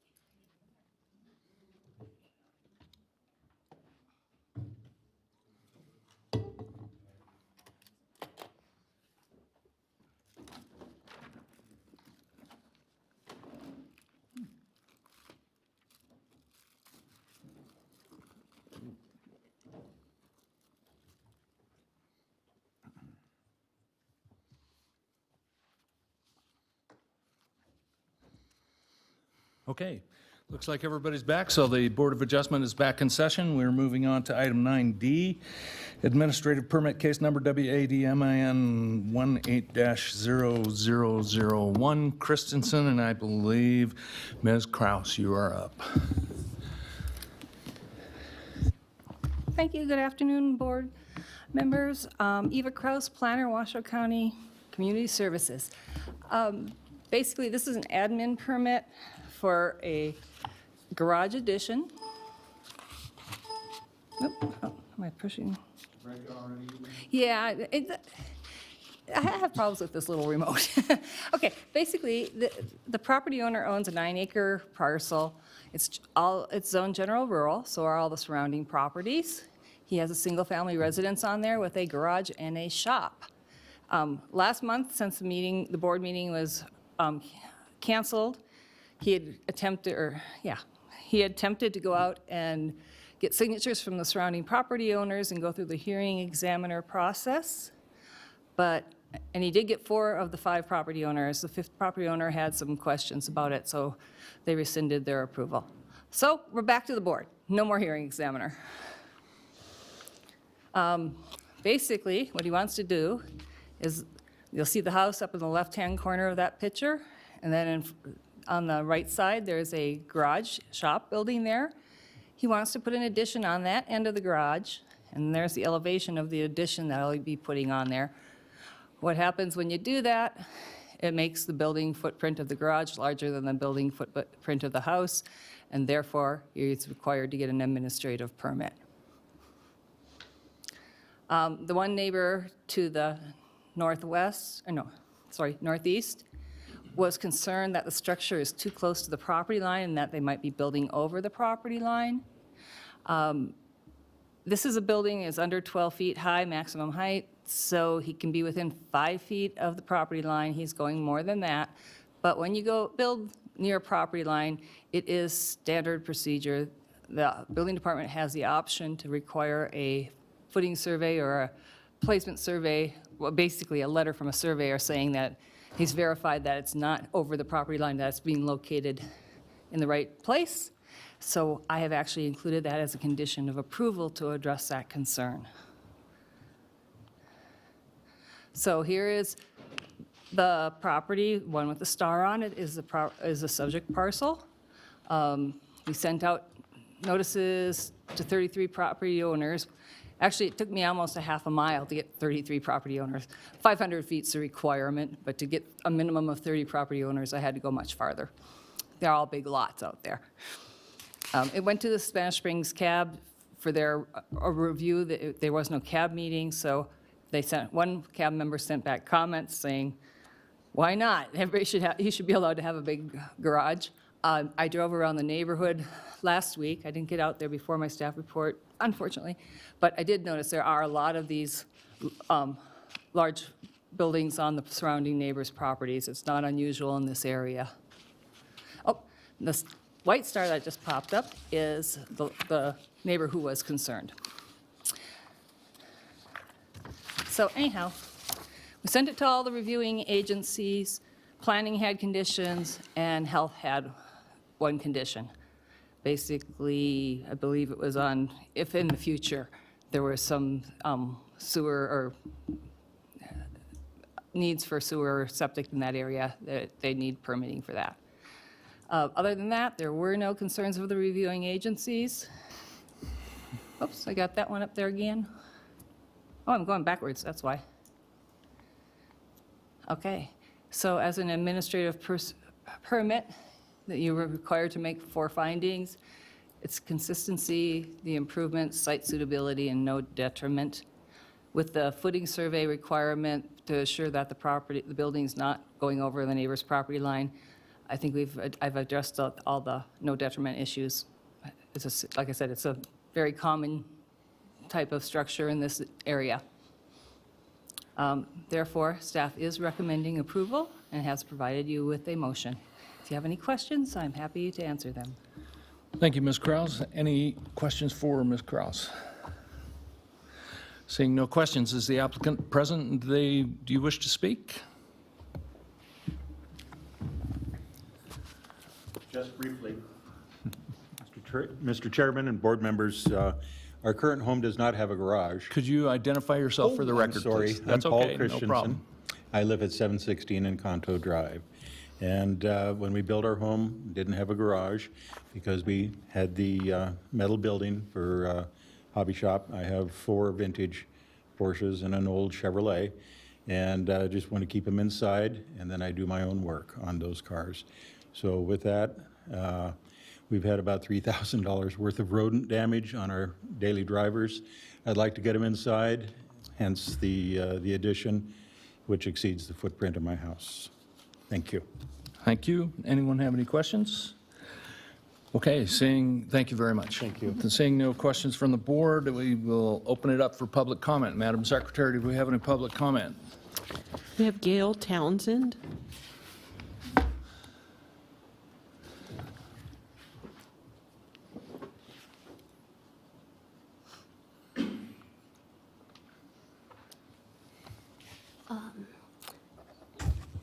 My name is Gail Townsend. I live at 720 Encanto Drive. And yes, as you heard, I do have a concern since the building is close to the property line. I would feel a lot more comfortable if there were a licensed professional surveyor saying that the building is located where it purports to be located on the map. And I think that's within 13 feet of my property line. And as long as it's surveyed, I have no objection. So, and I gather that that provision is now part of the motion. So I have, no objection to the project. As Ms. Kraus said, there's a lot of large metal buildings all over the neighborhood. So thank you. Thank you, and just to assure you, as Ms. Kraus said, that is one of the conditions of approval of the project, is to have a letter from a surveyor, so, Okay, thank you very much. thank you. Any other public comment, Madam Secretary? We have Kathy Brandhorst.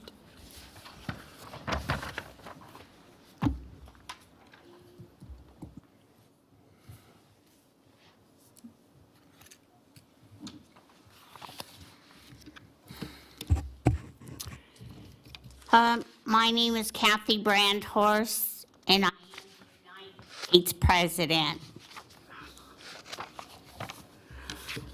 I just noticed that you shut it off as soon as I said the United States President. Anyway, I just wanted to let you know, I think we are talking about the four-wheel parts in Sparks. The company is having lots of trouble because one man has to go in there and pretend that he has been hired. He's never been hired at all. He has lawsuits against him. The lawsuits are to pay, to pay for his lawsuits is stealing the men's payroll checks. Oh. So there are about 10 of them that never received their payroll checks from four-wheel parts in Sparks. And I just wanted to mention this because you have Spanish Springs, but I already know it's not Spanish Springs that we are talking about. We are talking about four-wheel parts in Sparks. And they shoot down people in the parking lot if they know something about Gene, who is their mechanic. Oh. And he has had bullet holes in his body to keep his mouth shut because he went in and he asked for his payroll check, and they came after him with bullets. Oh. They shot him down right in the parking lot. And he's not the only one that asked for his payroll checks because these 9 men that never got their payroll checks are still asking him. I believe, I know he does drive a gray car with a black stripe that's on the bottom of the car. Oh. And his name is Kirk, and he does work with the United States National Guard in San Jose, California. Oh. So I just wanted to let you know that these men never have a chance, and they do need their payroll checks from four-wheel parts. And the man that has the lawsuits, he does not work there. He's never worked there at all. And he doesn't have no right to shoot down customers in the parking lot or the employees or the employers in the parking lot because they ask for their payroll checks.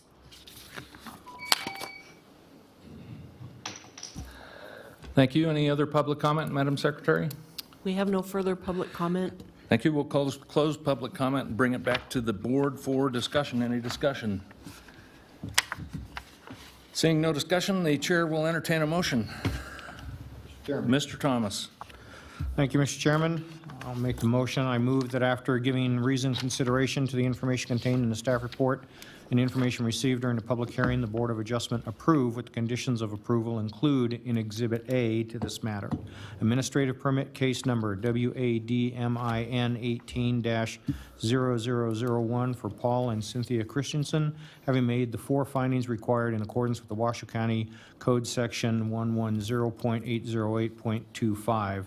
That being 1, consistency, 2, improvement, 3, site suitability, and 4, issuance not detrimental.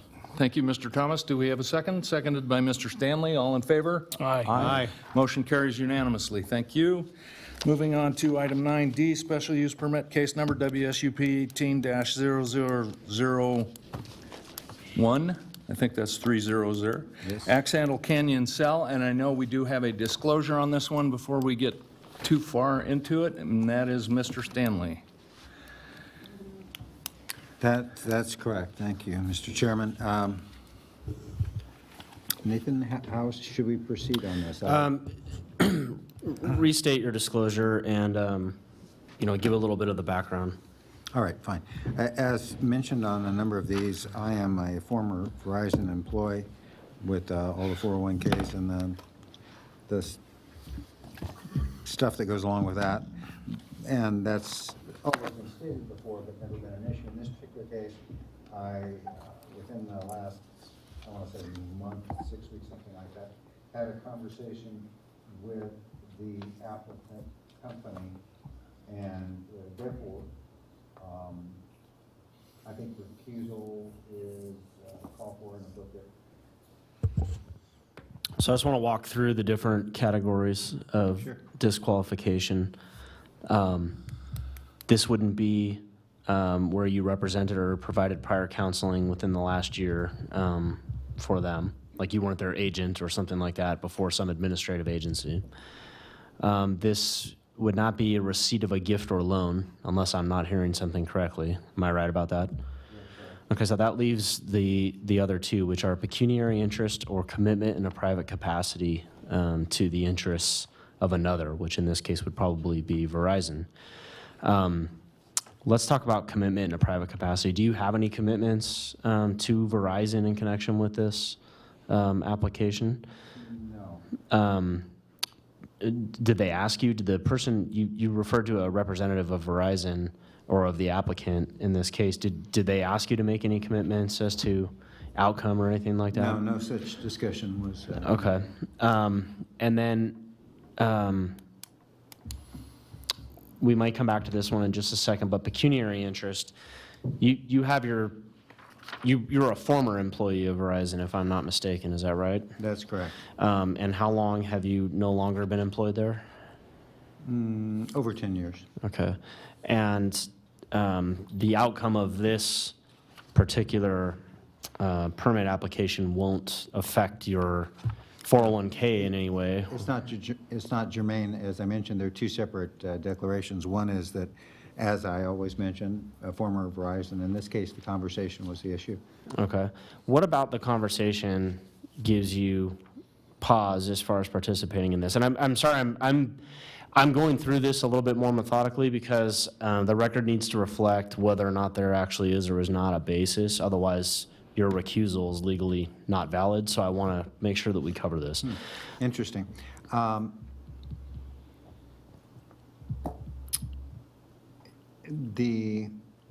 We discussed the availability of land for possible future siting of cell towers. Okay. And availability of land like that you possibly have an ownership interest in or That's something like correct. that? Yeah. Okay. All right, I understand now. So I do think I could say that would loop into a pecuniary interest issue, and it's prospective, and it may be, futuristic. It may not come into being, but I do think it's Absolutely correct. I do think it's substantial enough, and I do think it's wise that you brought that up. So I do think that is an adequate basis for your recusal. And as in standard fashion, I think that it would be advisable if you went out into the foyer until the item was completed. That recusal will reduce the meeting to 3, so you still have a quorum, barely. And you now need 2 votes to pass this item. Thank you. Thank you. Thank you, Mr. Edwards. Thank you, Mr. Stanley, for your recusal. And we'll wait till he leaves the room, and then we'll move on.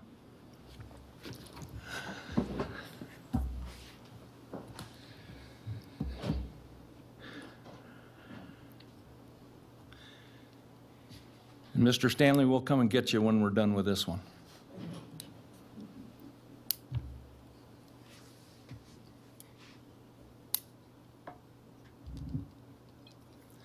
All right, Ms. Kraus, you're up.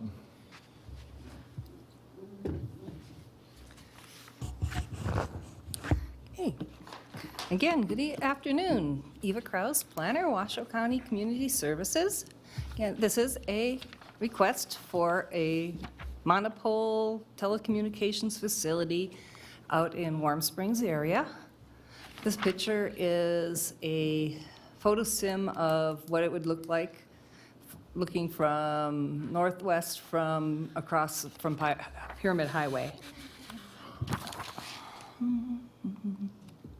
Okay, overview. This is the area is zoned general rural agriculture. Cell towers are permitted in this area with an SUP.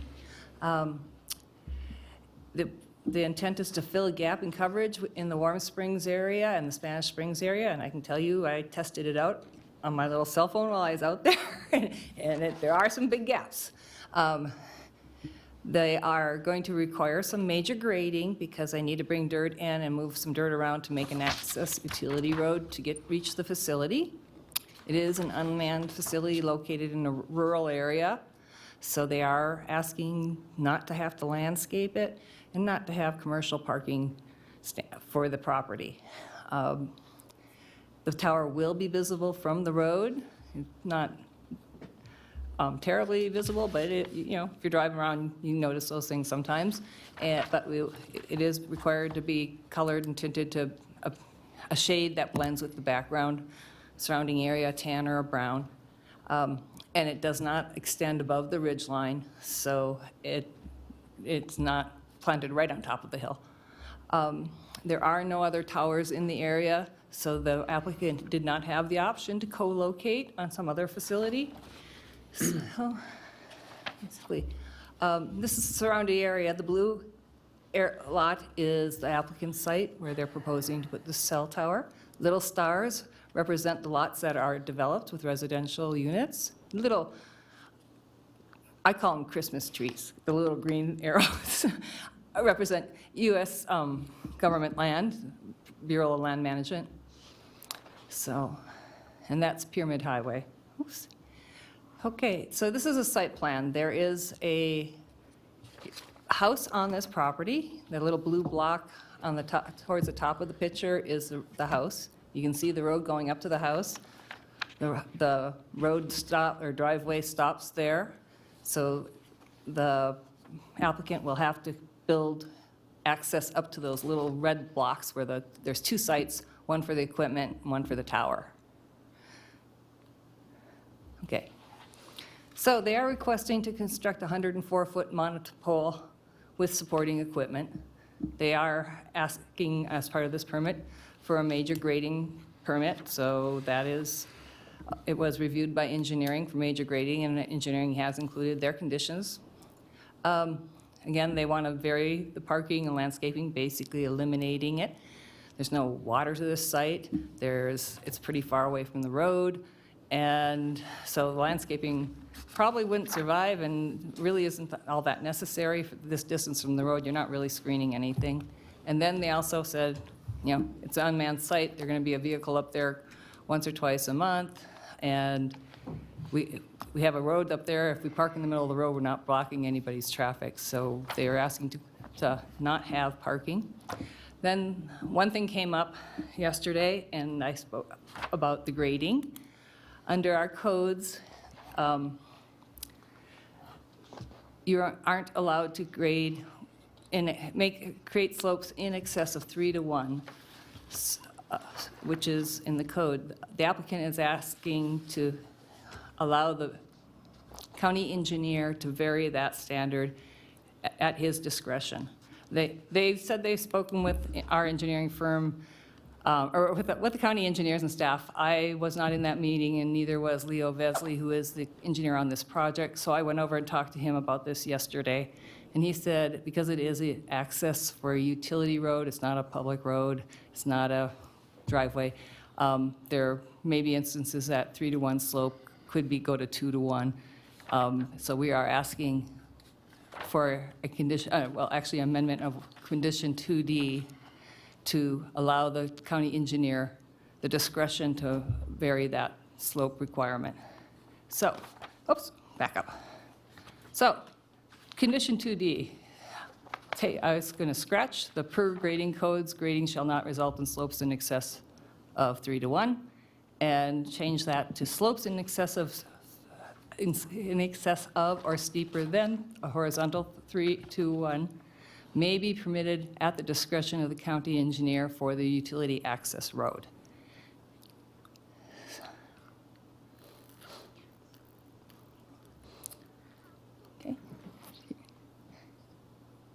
Are you, I don't know if you were writing that down or not, but anyhow. So anyhow, it's like I said, it's in the Warm Springs Rural Citizen Advisory Board area. We did not receive, and then we also mailed out 39 property owner notices within 750-foot radius. I had to go out that far to get 39. I received no comments from anybody. The reviewing agencies are the standard ones. I did receive comment back from the Palomino GID. They said they don't have any comments. So otherwise, the only people that responded was planning and engineering. And their conditions are included in the staff report. So there are the standard 5 conditions for a special use finding, and then there are 3 additional ones for cell towers. The staff report identified each of these conditions and discussed how they were met. So therefore, and I do feel they were met, so we are recommending approval of the project with the motion, and if you agree, amending condition 2A. If you have any questions, I'm happy to answer them. There is a representative for this project here from Verizon. Ava, could you go back to that amended condition, please? Sure. And what page that's on, if you... Okay, that's in the conditions of approval.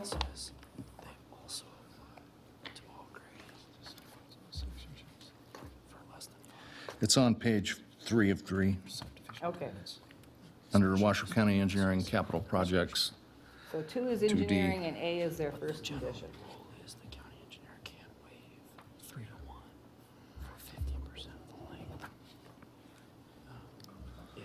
All right, I'm sorry, it's 2, sorry, it's 2D, which is the very last condition on that page. 3 of 3, the very last condition. Parcels larger than 5 acres. These would not apply. Got it? But you're right. It didn't get written.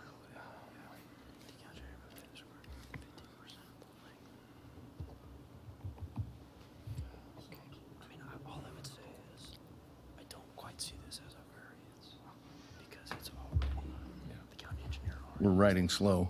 It's okay. Would you like me to reread it? Rule is the county engineer can waive for up to 50%. So you're not very, if you were to go beyond 50%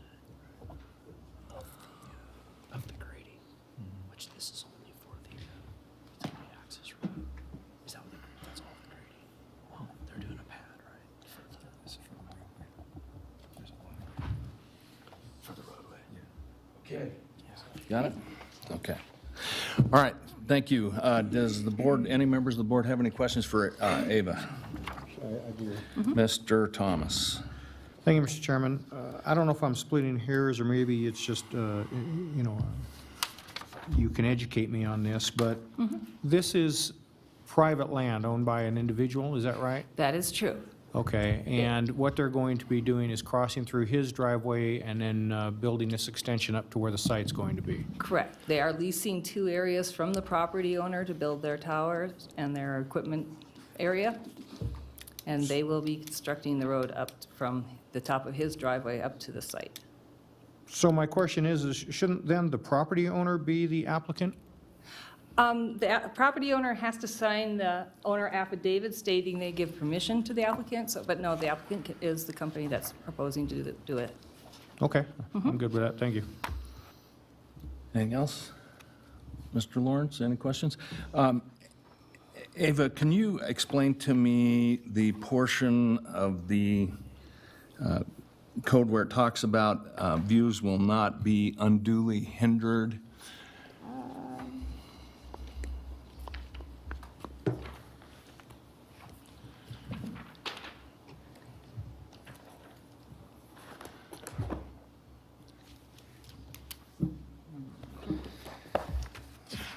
It's part of the Warm Springs area plan. It's not part of the development code itself. And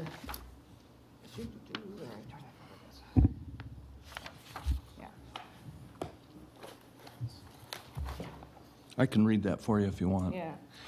So, in accordance with the Warm Springs Area Plan, the proposed facility must ensure that the scenic view of the wide valley floor and surrounding ridges and mountains are not degraded while not prohibiting use by the property owner. So do we have a tighter definition of what that means? No, we do not. Okay. And that is why we, we still want the property owners to be able to use their properties. And, the one thing I did cite on is that one of the things that they say is a detriment to the views is things placed on ridge tops. And that is why I noted that this does not go above a ridge top.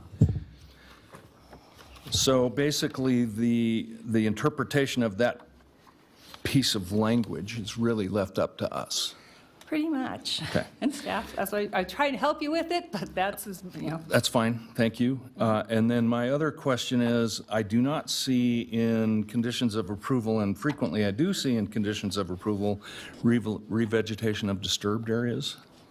Actually, that's, see, they are asking not to have any landscaping on the property around that area. The hillsides, they do have to stabilize it, whether they use soil stabilization or planting. We could add the revegetation or stabilization of the hillside. At that far up, it's going to be pretty hard to see any plants growing from the road. So whether revegetation's needed or if just, they do have to stabilize the slopes. That's in some manner. Okay, thank you. Any other questions? Okay, thank you, Ava. Is the applicant here? Would you like to speak?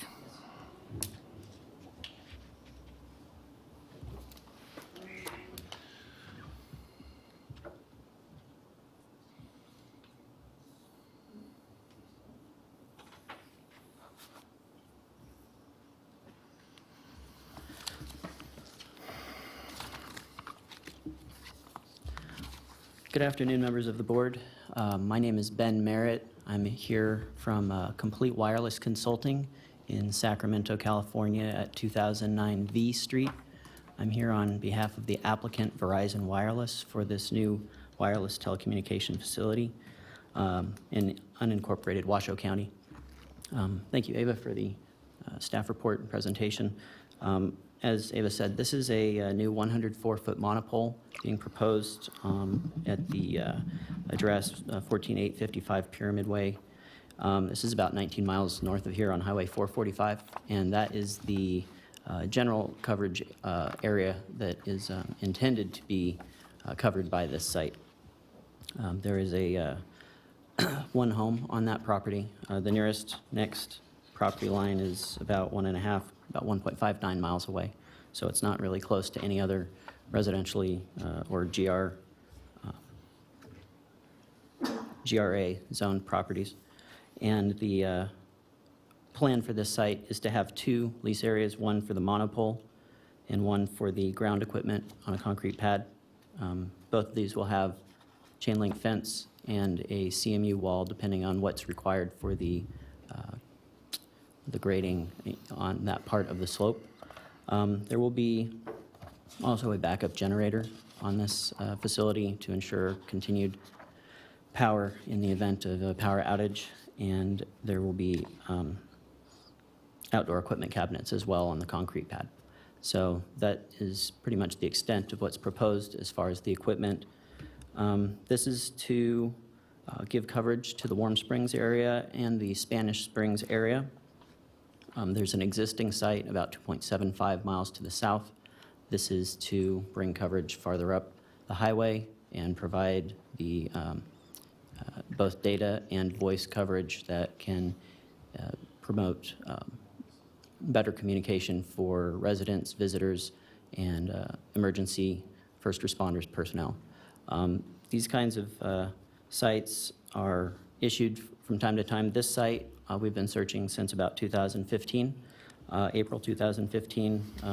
In this area, we reviewed about 12 candidates. Some of the property owners never got back to us.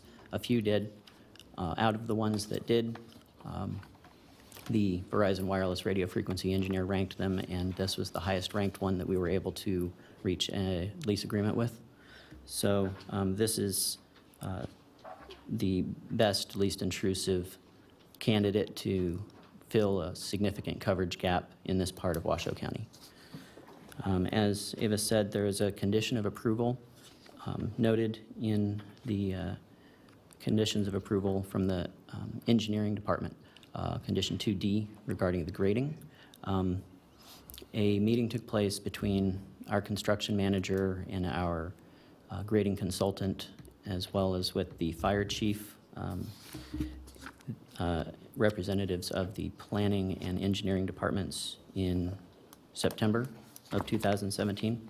I have a letter commemorating that, and the gist of that meeting was that the grading in this area, as required by code, could be relaxed or varied as long as Verizon was willing to waive the liability of any damage to Verizon property or equipment out of a longer response time by the fire district due to the design of the access roads. So one of the main concerns when engineering was reviewing the access roads was that the fire department would be unable to get to this facility in a reasonable amount of time to save the equipment. Verizon considered this, met with the county, and resolved that this would be acceptable to agree to this waiver. And it was the understanding of Verizon that that was the extent of the grading, because this is an unmanned facility. There is no public access. It's locked up on private property. And the only real access use is going to be by the Verizon technicians themselves. So there's just no real need for this grading to abide by the code in this specific situation, which is why we're requesting that that condition of approval 2D be removed. Not removed, sorry, but amended as Ava has presented to the board today. There is one other condition of approval. I'm not entirely certain. It's in the same section from Washoe County Engineering and Capital Projects. It's 2B. It reads, the applicant shall provide permanent easements for the lease area access and utilities. A copy of the recorded easement shall be submitted to the engineering division prior to the issuance of a building permit. We've done a previous project in Washoe County, and a very similar provision was included in the conditions of approval from engineering, but the language said the applicant shall provide proof of easements for the lease area access and utilities. I'm not sure if this was a typographical error or if this was an intentional change in the language, but I think that it makes more sense to say that the applicant shall provide proof of easements, which we have, rather than shall provide permanent easements for the lease area. That does not seem to fit with the rest of that condition. So I would also request that permanent be changed to proof of on condition 2B. Otherwise, I don't have further presentation at this time, but I will be happy to answer questions about this project should you have any. Thank you. Thank you. Can you tell me how big the footprint is of the actual site itself? There are two lease areas. One is 25, one second, I have that here. One is the monopole. Yes. Will be in a 25 by 25 square foot lease area. And the other will be a 25 by 20 lease area, and that will contain the outdoor equipment cabinets, the backup generator. There will be power and telecommunication lines connecting those underground. Okay, thank you. And you want us to change condition 2B to read proof of instead of permanent? Yes. Is that correct? Yes. Okay. I believe that is the intent of the language there. I just don't understand providing permanent easements because there's no provide them to, but a copy of recorded easements shall be submitted. It seems to me that the intent of that is to provide proof that we have the easements, but not providing permanent easements because that seems to imply permanent for how long, I'm not sure. Okay. So that was the confusing part of the language. I understand, and we'll ask Eva that question if that's common language, or I believe I've read it as permanent in previous applications, but I could be misremembering that. If I may jump in. Mr. that- Lloyd. The applicant is correct. Okay. The intent is that proof, the applicant cannot provide the easement. That has to Okay. come from the property owners. But certainly proof of an easement, and certainly permanent would apply to the length of the life of the facility on the site. So I don't know that necessarily permanent is the right word either, although I've seen that language myself. Okay. All right, so we will change that if that's acceptable to planning and development from permanent to proof of. Okay. All right, any other questions? Okay, thank you. Seeing no further questions, we'll open it up for public comment. Madam Secretary, do we have any public comment? Yes, we have Kathy Brandhorst.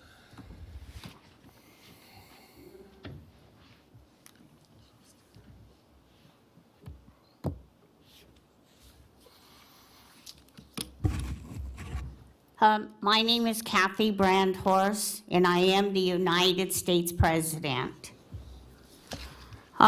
Poles and wires have been a real big nuisance. It says here, residents on the property to the facilities leased area. Where I live, we all pay our rent. The Pyramid Way is only about 3 blocks from my home. Yes, my lights are blinking back and forth, off and on. Also, my telecommunications is not in the proper place because you were told to remove the poles and wires off the residence area. They are still there. They have not been removed off the property at all. And this is located at First Street and in Sparks again, near the marina, and I'm on Stanford, and I take bus 21, which says the Sparks Marina. I'm only a few, just 3 blocks from Pyramid Way. And you were told that it is affecting the telecommunications in our area. You're blocking phones, in other words. You are blocking people's area where we are talking on the phone and it is blocked and somebody else gets on the line, and guess what? It's somebody unbelievable that we don't even know who's on the line. And, trying to tell you, these poles and wires were supposed to have been removed off the property so we could feel a little more safe. And that's the truth. You could see it right now, the poles and wires. And they are connected to my home, and they're afraid of sparks, which will result in fire. And burning down my apartment, I guess, is what you're waiting for before you can help us with these poles and wires being connected on the residence area. And I just wanted to let you know it's not going to help anybody with, you say, monopole telecommunication facility. That's us in that area. Poor people again. Thank you, Madam Secretary. Anyone else? We have no further public comment. Thank you. We'll close public comment, bring it back to the board for discussion. Any discussion? Well, the only discussion comments, that really just comments. Of course, I live out in that area, not far from where the last applicants were, in Spanish Springs in the back of the valley. And I'm delighted to see, frankly, that we've caught up to the coverage that's so needed out there. The Moon Rocks, big popular area, a lot of rock crawling events and things like that. And really, there isn't even any coverage there, and I'm surprised with, you know, the potential for severe accidents and those competitions and things like that, you know, they're able to do that. So, I mean, I just, from that and many other safety aspects, I'm glad that this is finally on the table here before us. Thank you. Thank you, Mr. Lawrence. Mr. Thomas. Thank you, Mr. Chairman. I too just want to echo, it's more of a comment, that yes, looking at the coverage plot maps, it really seems like it's going to do well and enhance communication out in that area. The only other thing I noticed is we talked about that it won't be seen from a ridge line, but when you do look on Exhibit E, I think is what it is, the pictures, when they superimpose them, it is a ridge line. You can see it. I mean, if you're down on the road, you'll be looking up and seeing something like that. And I know in the past, Verizon has utilize the water towers look to conceal that. And if you looked up and saw something like that instead of just a pole sitting up there, it might go along with the environment in that area a little bit better. That's just a personal opinion, though. Thank you. Thank you, Mr. Thomas, and I echo both of my colleagues' comments. I really appreciate the need to improve signal and coverage in that area, but I'm having real trouble reconciling the Warm Springs area plan and the references to vistas and views with a 104-foot tower, as Mr. Thomas states, plainly visible from the road, and actually from one side looks like it's over the ridge line. And I appreciate the fact that it's not the top of the ridge, but I've got a real issue with that, and I'm not sure that even disguising it as a water tower would make any difference. That may actually make it worse. I mean, it may even make it more visible than it already is. So I've got problems with this one. So having said that, the chair will entertain a motion. Mr. Chair, there is one item that I need to address before a motion is made. Mr. Edwards. With regard to the amended condition provided by Eva at the podium today, I'm going to recommend that you add one statement to the end of that condition as amended that says, as provided in WCC 110.438.45. Okay, let me repeat that back to you, Mr. Edwards, and that is as provided in WCC 110.38.45. .438.45. 110.438.45. That's correct. Thank you, Mr. Edwards. Also, Mr. Chair, I know you had a concern about the lack of the terminology for revegetation in the conditions, and I would like to point out that typically that is a component of the slope stabilization. But if you were more comfortable adding the language for a revegetation, I would add that to condition 2A.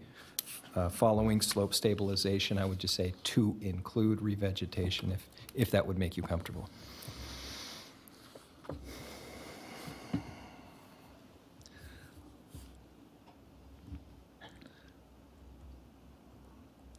To include, say that one more time, Mr. Lloyd.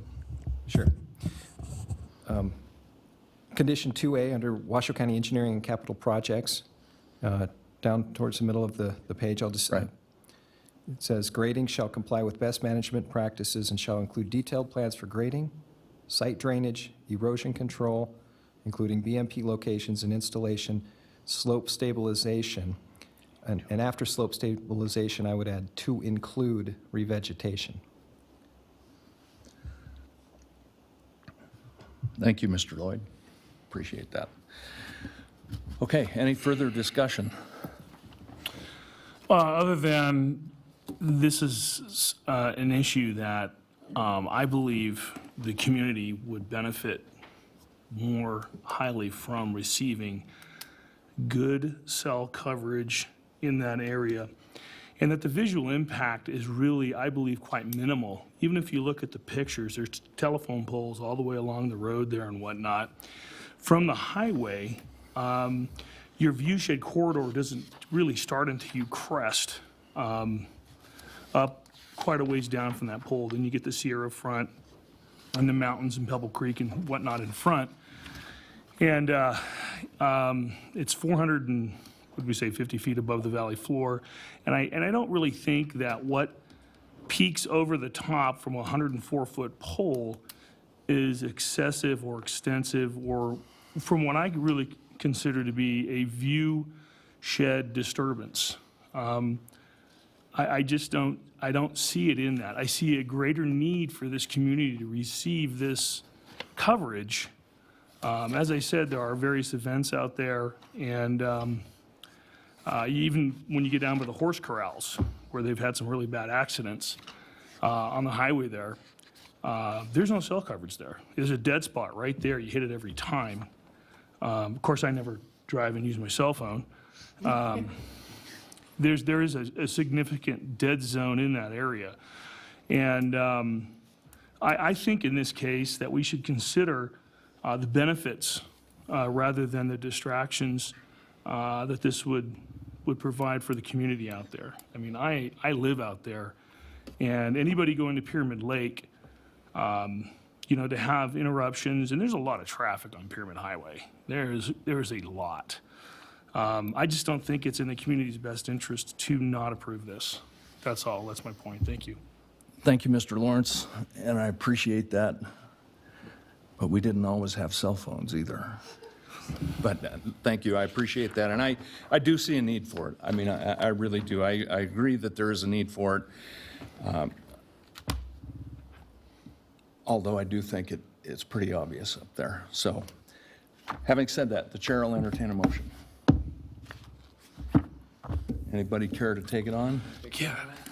It's so chopped up. I can give it a shot. All right, Mr. Lawrence. Okay. I move that after giving reasoned consideration to the information contained in the staff report and information received during the public hearing, the Washoe County Board of Adjustment approves, subject to the conditions contained in Exhibit A to the staff report, with the amendment of Condition 2E to read, slopes in excess of or steeper than 3 horizontal to 1 vertical, 3 to 1, may be permitted at the discretion of the county engineer for the utility access road as provided in WCC 110.438.45. In addition, amendments to 2A, should I just read the whole thing as amended? To include revegetation after point of stabilization in said paragraph, okay? And 2B, with the amendment, the applicant shall provide proof of, instead of permanent, easement for the lease area, and so on. Special use permit case number WSUP 18-0001 for Verizon Wireless, having made all 8 findings in accordance with Washoe County Code Section 110.810.30 and 110.324.75, those being for consistency, improvement, site suitability, issuance not detrimental, no effect on military installation. Okay, and I think we also need to add at the very end of that, as provided in Washoe County Code, or WCC 110.438.45. Thank you, Mr. Chair. I missed that. I heard Mr. Lawrence actually read that in. Oh, did he on read that in the there? amended Okay. 2D. I missed it. I yes. skipped a group. All right. Okay. All right, so we have a motion. Do we have a second? Seconded by Mr. Thomas. All in favor? Aye.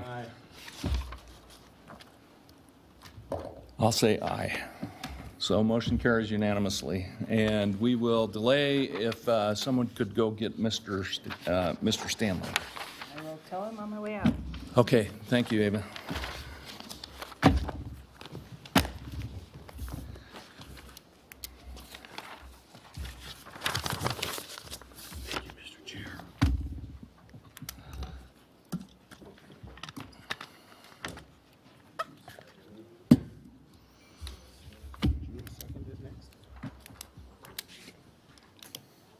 Yeah, probably.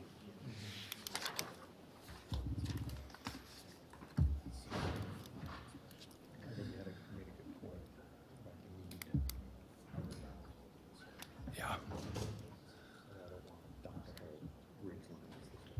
That's my point.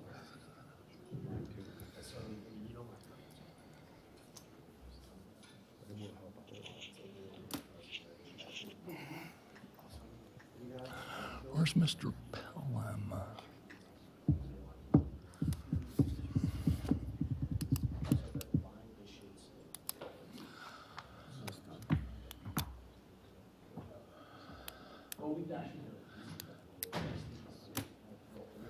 Welcome back, Mr. Stanley. And as Mr. Stanley is taking his seat, we'll move on with item 9F, administrative permit case number WADMIN 18003, Cold Springs Valley Church, and it looks like we have Mr. Lloyd instead of Mr. Pelham. Thank you, Mr. Chair. Yes, Mr. Pelham is in Hawaii, enjoying life. I'm jealous. Aren't we all? Okay. So this next item before you this afternoon is a request for an administrative permit for a church in Cold Springs. Go ahead and get started here. Looking for my notes, I apologize. The proposed request is located at 3375 White Lake Parkway in Cold Springs Valley. Just a broad overview, the request is for an 8,400 square foot religious assembly or church on the north side of North Lake Parkway. The subject property is zoned general commercial and is zoned neighborhood commercial in the Cold Springs area plan.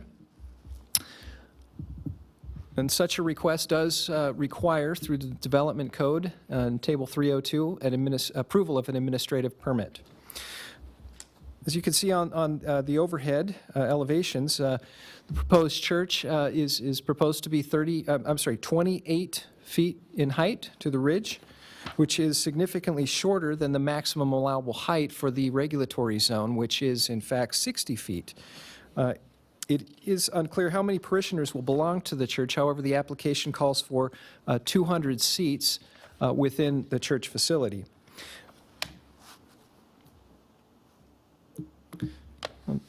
On the above site plan, it shows that there are 94 parking spaces proposed, and the access will be off of White Lake Parkway, which in this instance is shared with the Dollar General store immediately to the east. This is classified as a civic use type, and as such, we do have commercial type standards for landscaping of the facility, which requires that 20% of the site to be landscaped. Also, because the property adjoins residential uses to the north, we will require minimum screening and landscaping along the north property line, abutting the residential properties.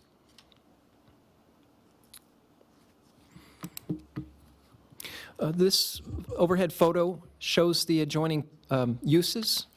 Again, to the north, there are residential uses. Immediately to the east is the Dollar General, a commercial use type, and to the west is the Cold Springs Park and the Cold Springs Community Center.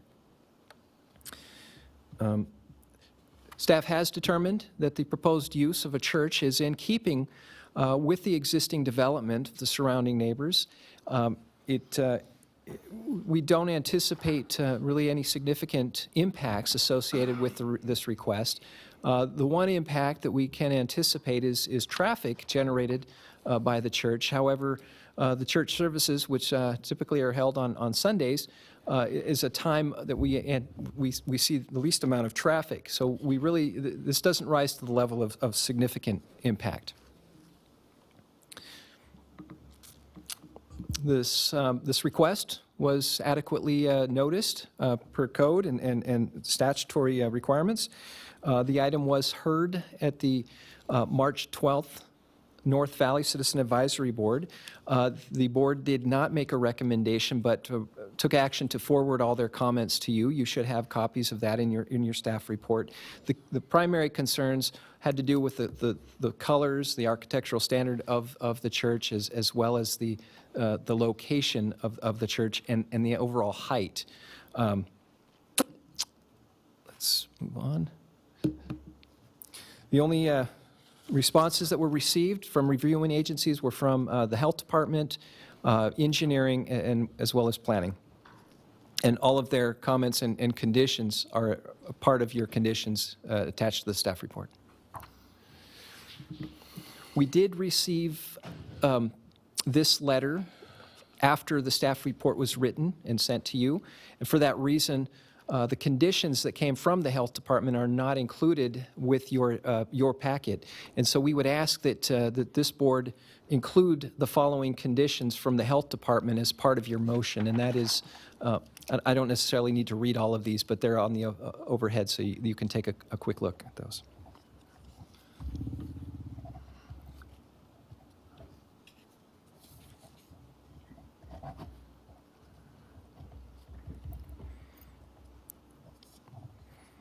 And if any of you are having trouble reading it, I can read it into the record. Let me know. I forgot my glasses. I can't even see that. Then I'll go ahead and read them.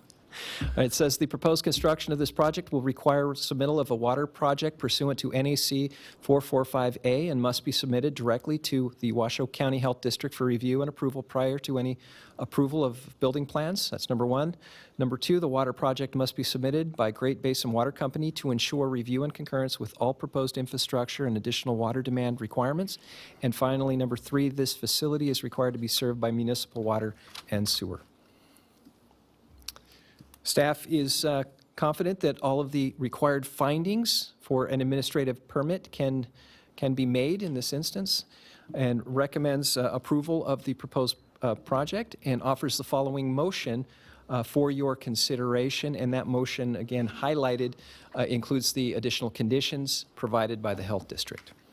With that, concludes my presentation, and I'm available to answer any of your questions. Thank you, Mr. Lloyd. One question. You referenced required fencing on the north side. I do not see that in the conditions. I see item 1F under fencing. A chain link fence shall be installed on the western property line of the subject site. Should that say western and northern, or? You can add that. It is not necessary because it is a standard code requirement. Got it. Where on the western side it is not a code requirement, so that is a condition. Got it. Thank you. Any questions for Mr. Lloyd? Mr. Thomas? Thank you. Just staying on that topic, point of clarification, so the north fence, that which backs up to the residential area, what they're saying is they're requesting, or we're making a request that it be a chain link fence and not a solid fence? No, I'll clarify. Along the western side, it abuts a civic use type, which is the park. And at that, there's not a requirement for a screen, but there is a condition now is being posed for simply a fence along that western side. But there is a requirement for a fully screened fence or wall per code adjoining any residential properties. So. And is that recommendation that it be a chain link fence on that north side abutting to the? Okay. No. The code would allow, if it is chain link, it would have to have slats. So it has to provide screening. Right. Right, that's my concern. I don't think people in the residence there would want cars, especially in the evening hours, with the lights hitting their residence. Okay. Exactly. Any other questions for Mr. Lloyd? Okay, seeing none. Is the applicant present? Do they wish to speak?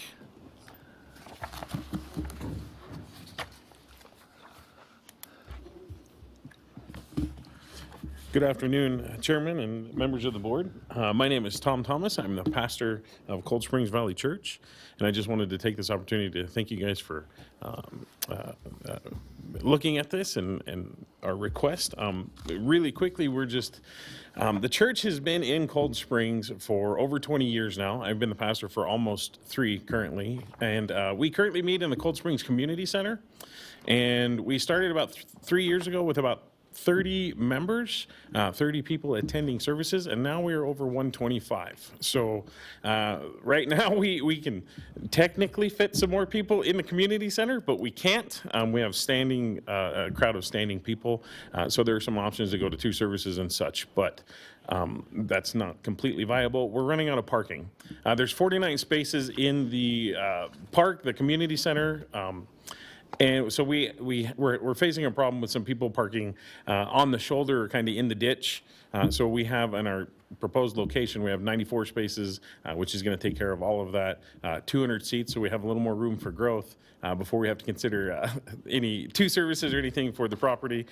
We did design it within the development code and within Washoe County code, so it's like every inch is accounted for and put exactly where it needs to be. We are currently the only church that I am aware of that meets in a public setting out there currently, and this would be the first church building. We just think it would be a great opportunity as we do like community softball games and things like that, just that we can have a building where we could provide more parking spaces and a building that is open to the community. I've lived out there for 31 years. My parents moved out there back when Nancy Gomes was just one little chunk. And so I'm really excited. I never thought the Lord would call me to pastor a church in Cold Springs, but here I am. And so we're just super excited about it, and I'm available to answer any questions. Thank you very much. Any questions for the applicant? Okay, thank you. Thanks. Seeing no questions, Madam Secretary, do we have any public comment? We have no public comment. Great. Bring it back to the board, close the public comment, bring it back to the board for discussion. Any discussion? Mr. Thomas. Real quick. Point of clarification.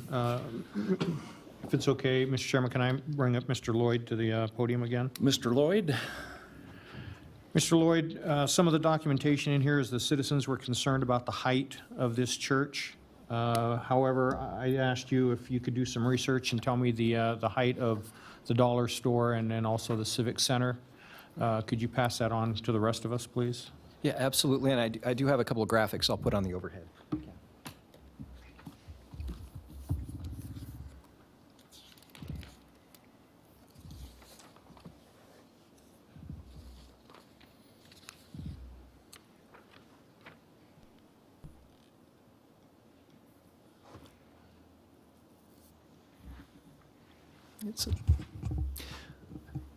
Okay, this is an elevation of the Family Dollar. It's the store that's located immediately to the east. It's a little hard to read. What that's showing is that the structure is just a little taller than 20 feet. That's the structure that's to the east. Now, the structure that's to the west, the Cold Springs Community Center, is 25 feet tall to the ridge. So what this is demonstrating, that the 28-foot tall church is generally in keeping with the height of the 2 adjoining properties. Thank you. Any other questions? Yes, Mr. Stanley. There were a couple other questions and that were brought up by folks. One of which was the color blending in. I may have missed that, but has that been addressed? And then the other question was dark sky compliance. And I noticed that the down shield, which I think would be synonymous with, but. Starting with the color, I don't know that you necessarily can address a color preference where some people probably like the color and others don't, and it is just that. It's a preference. And we typically don't get too involved in terms of that kind of design, and we leave that to the applicant. So, and the second question, I'm sorry, is lighting? Is that The lighting, dark sky compliant? We do have a dark sky compliant code. We don't allow for any exposed light bulbs. We don't allow for any spillover onto adjacent properties. And any light standards, if they're within 100 feet of a residential zone property, they cannot exceed 12 feet in height. So yeah, we do address that in code. All right, thank you. Thank you. Anyone else? Okay, yeah. Okay. All right, no further discussion. Thank you, Mr. Lloyd. The chair will entertain a motion. Mr. Thomas. Thank you.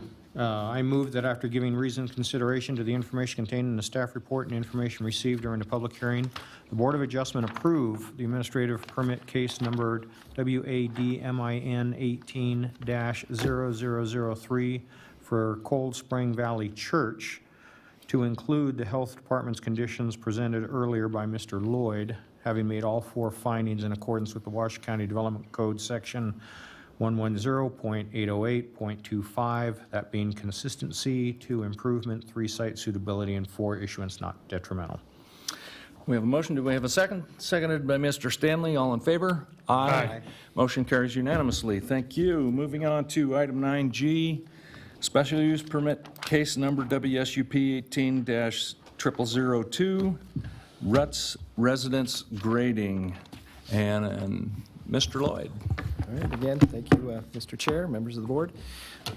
The item before you this afternoon is it's a request for a special use permit that's triggered because of grading standards. It exceeds a certain threshold of that grading standard, and I'll get into that in a moment.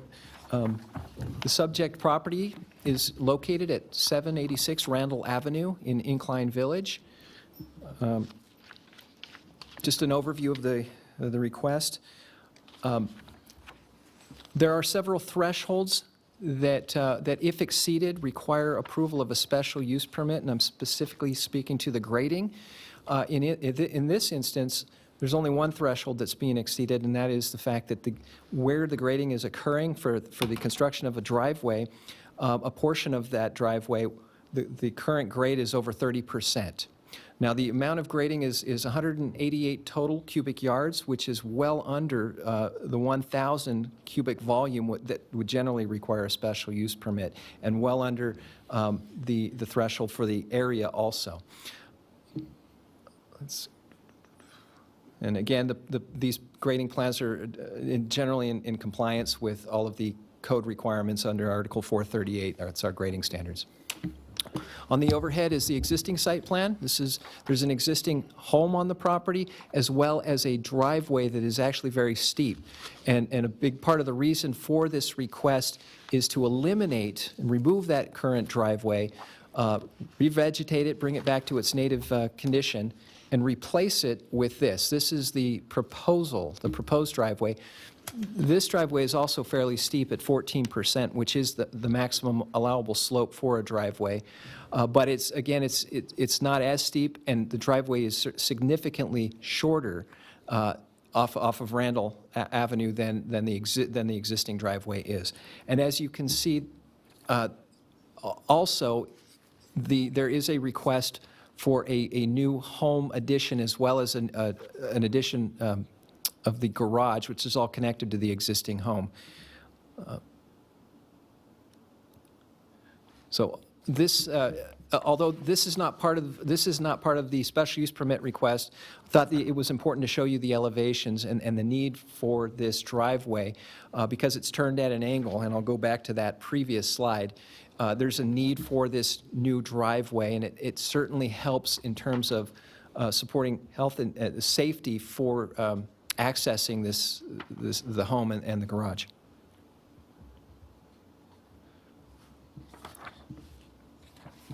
This request was also noticed to 72 of the adjoining neighbors. Again, those are all the neighbors that are within 500 feet of the subject property. The item was heard at the March 5th Citizen Advisory Board. The board recommended approval, and I believe that was a unanimous vote, if I'm not mistaken. But Staff received comments from engineering, Nevada State Lands, as well as the Health District. And similar to the last item, that letter was received after the staff report was already written. And so staff is recommending addition of one additional condition from the Health Department. And that specifically is that the site is to be connected to municipal water and sewer. And as you're aware, the Incline Village General Improvement District provides both service for water and sewer. Staff is confident that all of the necessary findings can be made and recommends approval of this request and offers the following motion for your consideration. And I'm available to answer any of your questions. Thank you, Mr. Lloyd. Any questions for Mr. Lloyd? Mr. Stanley? Mr. Lloyd, speaking of the cab, Ivy Cab, and we've got Mr. Todorov's comments and so forth, but there was a question about TRPA, and I looked and didn't find it. There was a question from the cab group asking what the position of TRPA was on this issue, and I didn't see a response from, I may have overlooked it. And that's possible. Speaking of TRPA, the only thing that comes to mind is the availability of coverage, and is there adequate coverage to support this? My guess, again. You do have a letter, excuse me, I'm Brandon Mitchell, the architect on the project.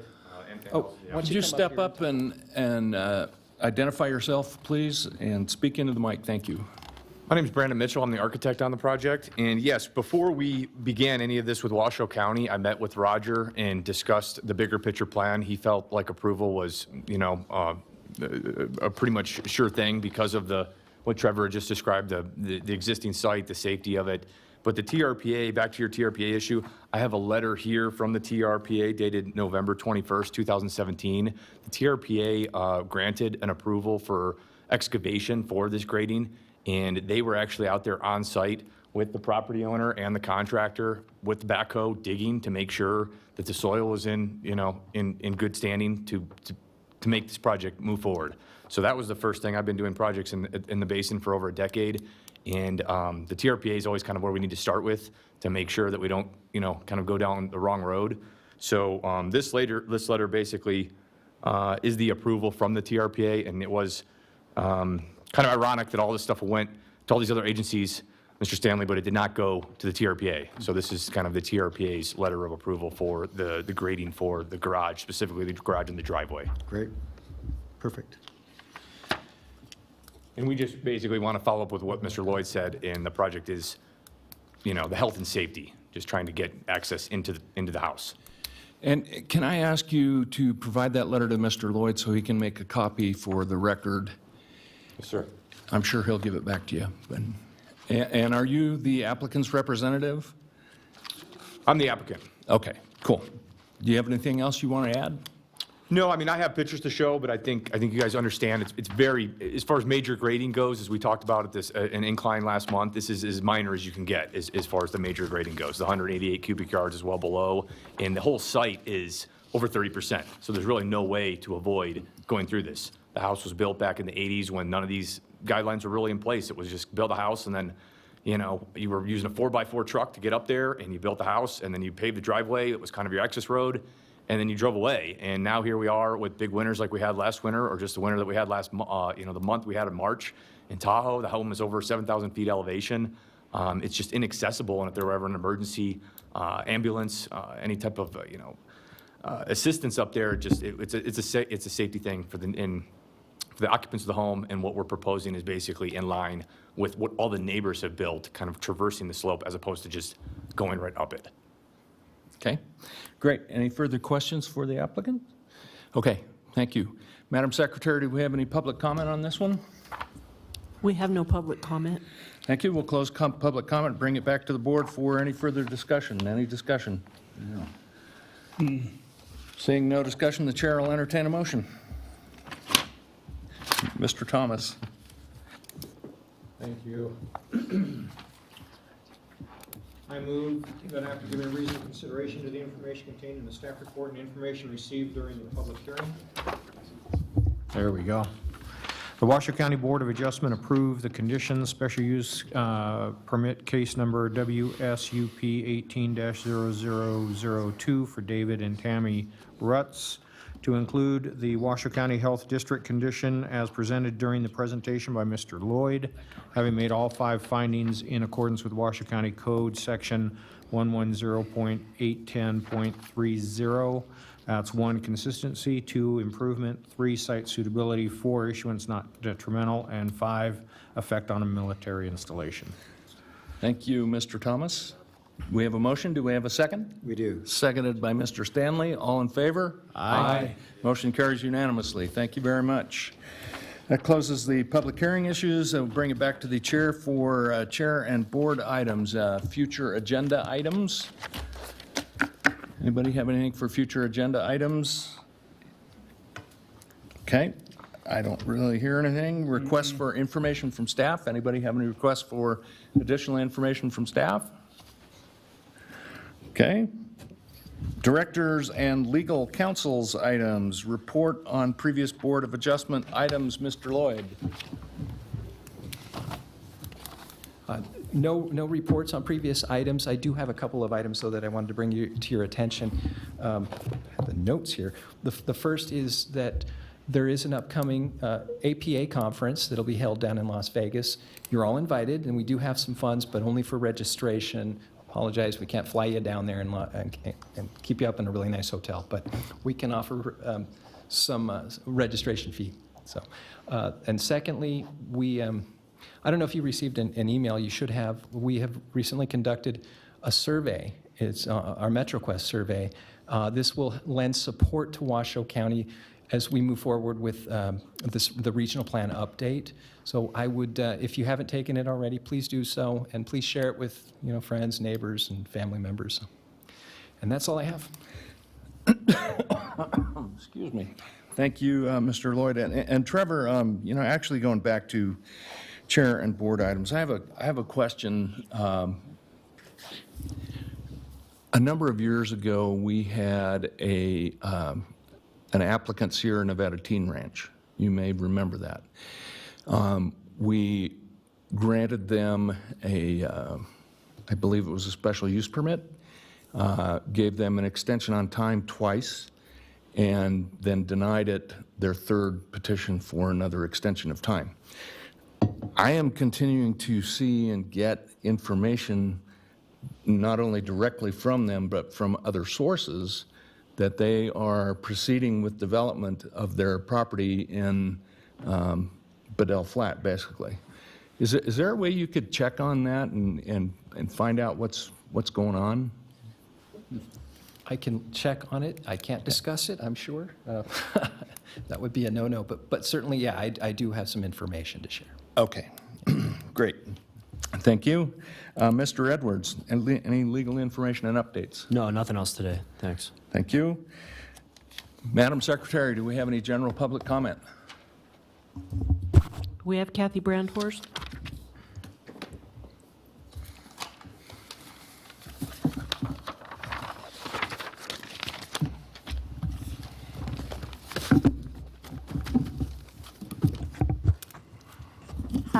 My name is Kathy Brandhorst, and I am the United States President. Prison.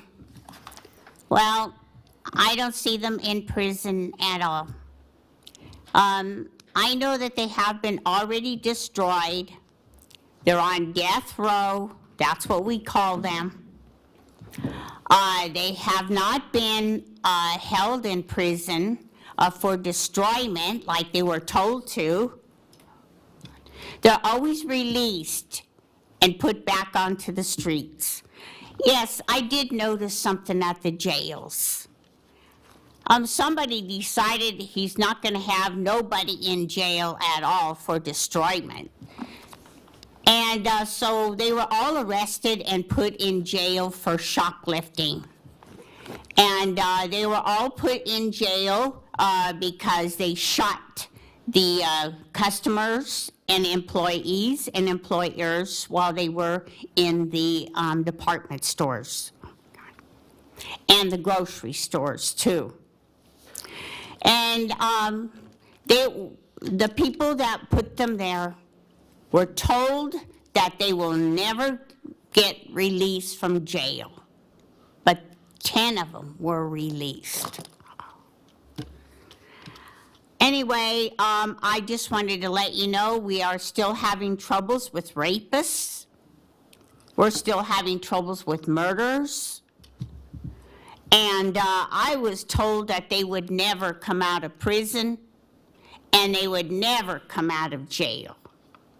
But that's not true. They were actually released again. How? Somebody goes in with their machine gun, shoots down the sheriffs, and then makes sure that they are out of the jail cells and out of the prison cells. And we are getting fewer sheriffs and fewer police officers because of that reason. They do shoot at the face, and the bodies are supposed to have the bulletproof wearing on their bodies, but I don't know if they are or not. They're supposed to have the bulletproof face, but I'm not sure if they're wearing those either. That's the only way that we could protect our police officers and our sheriffs. Because remember, they're the ones on death row that still steal guns. They steal rifles. They steal high-powered rifles. They also steal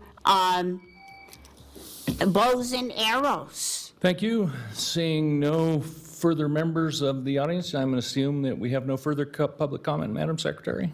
That is correct. No further public comment. Thank you. We stand adjourned.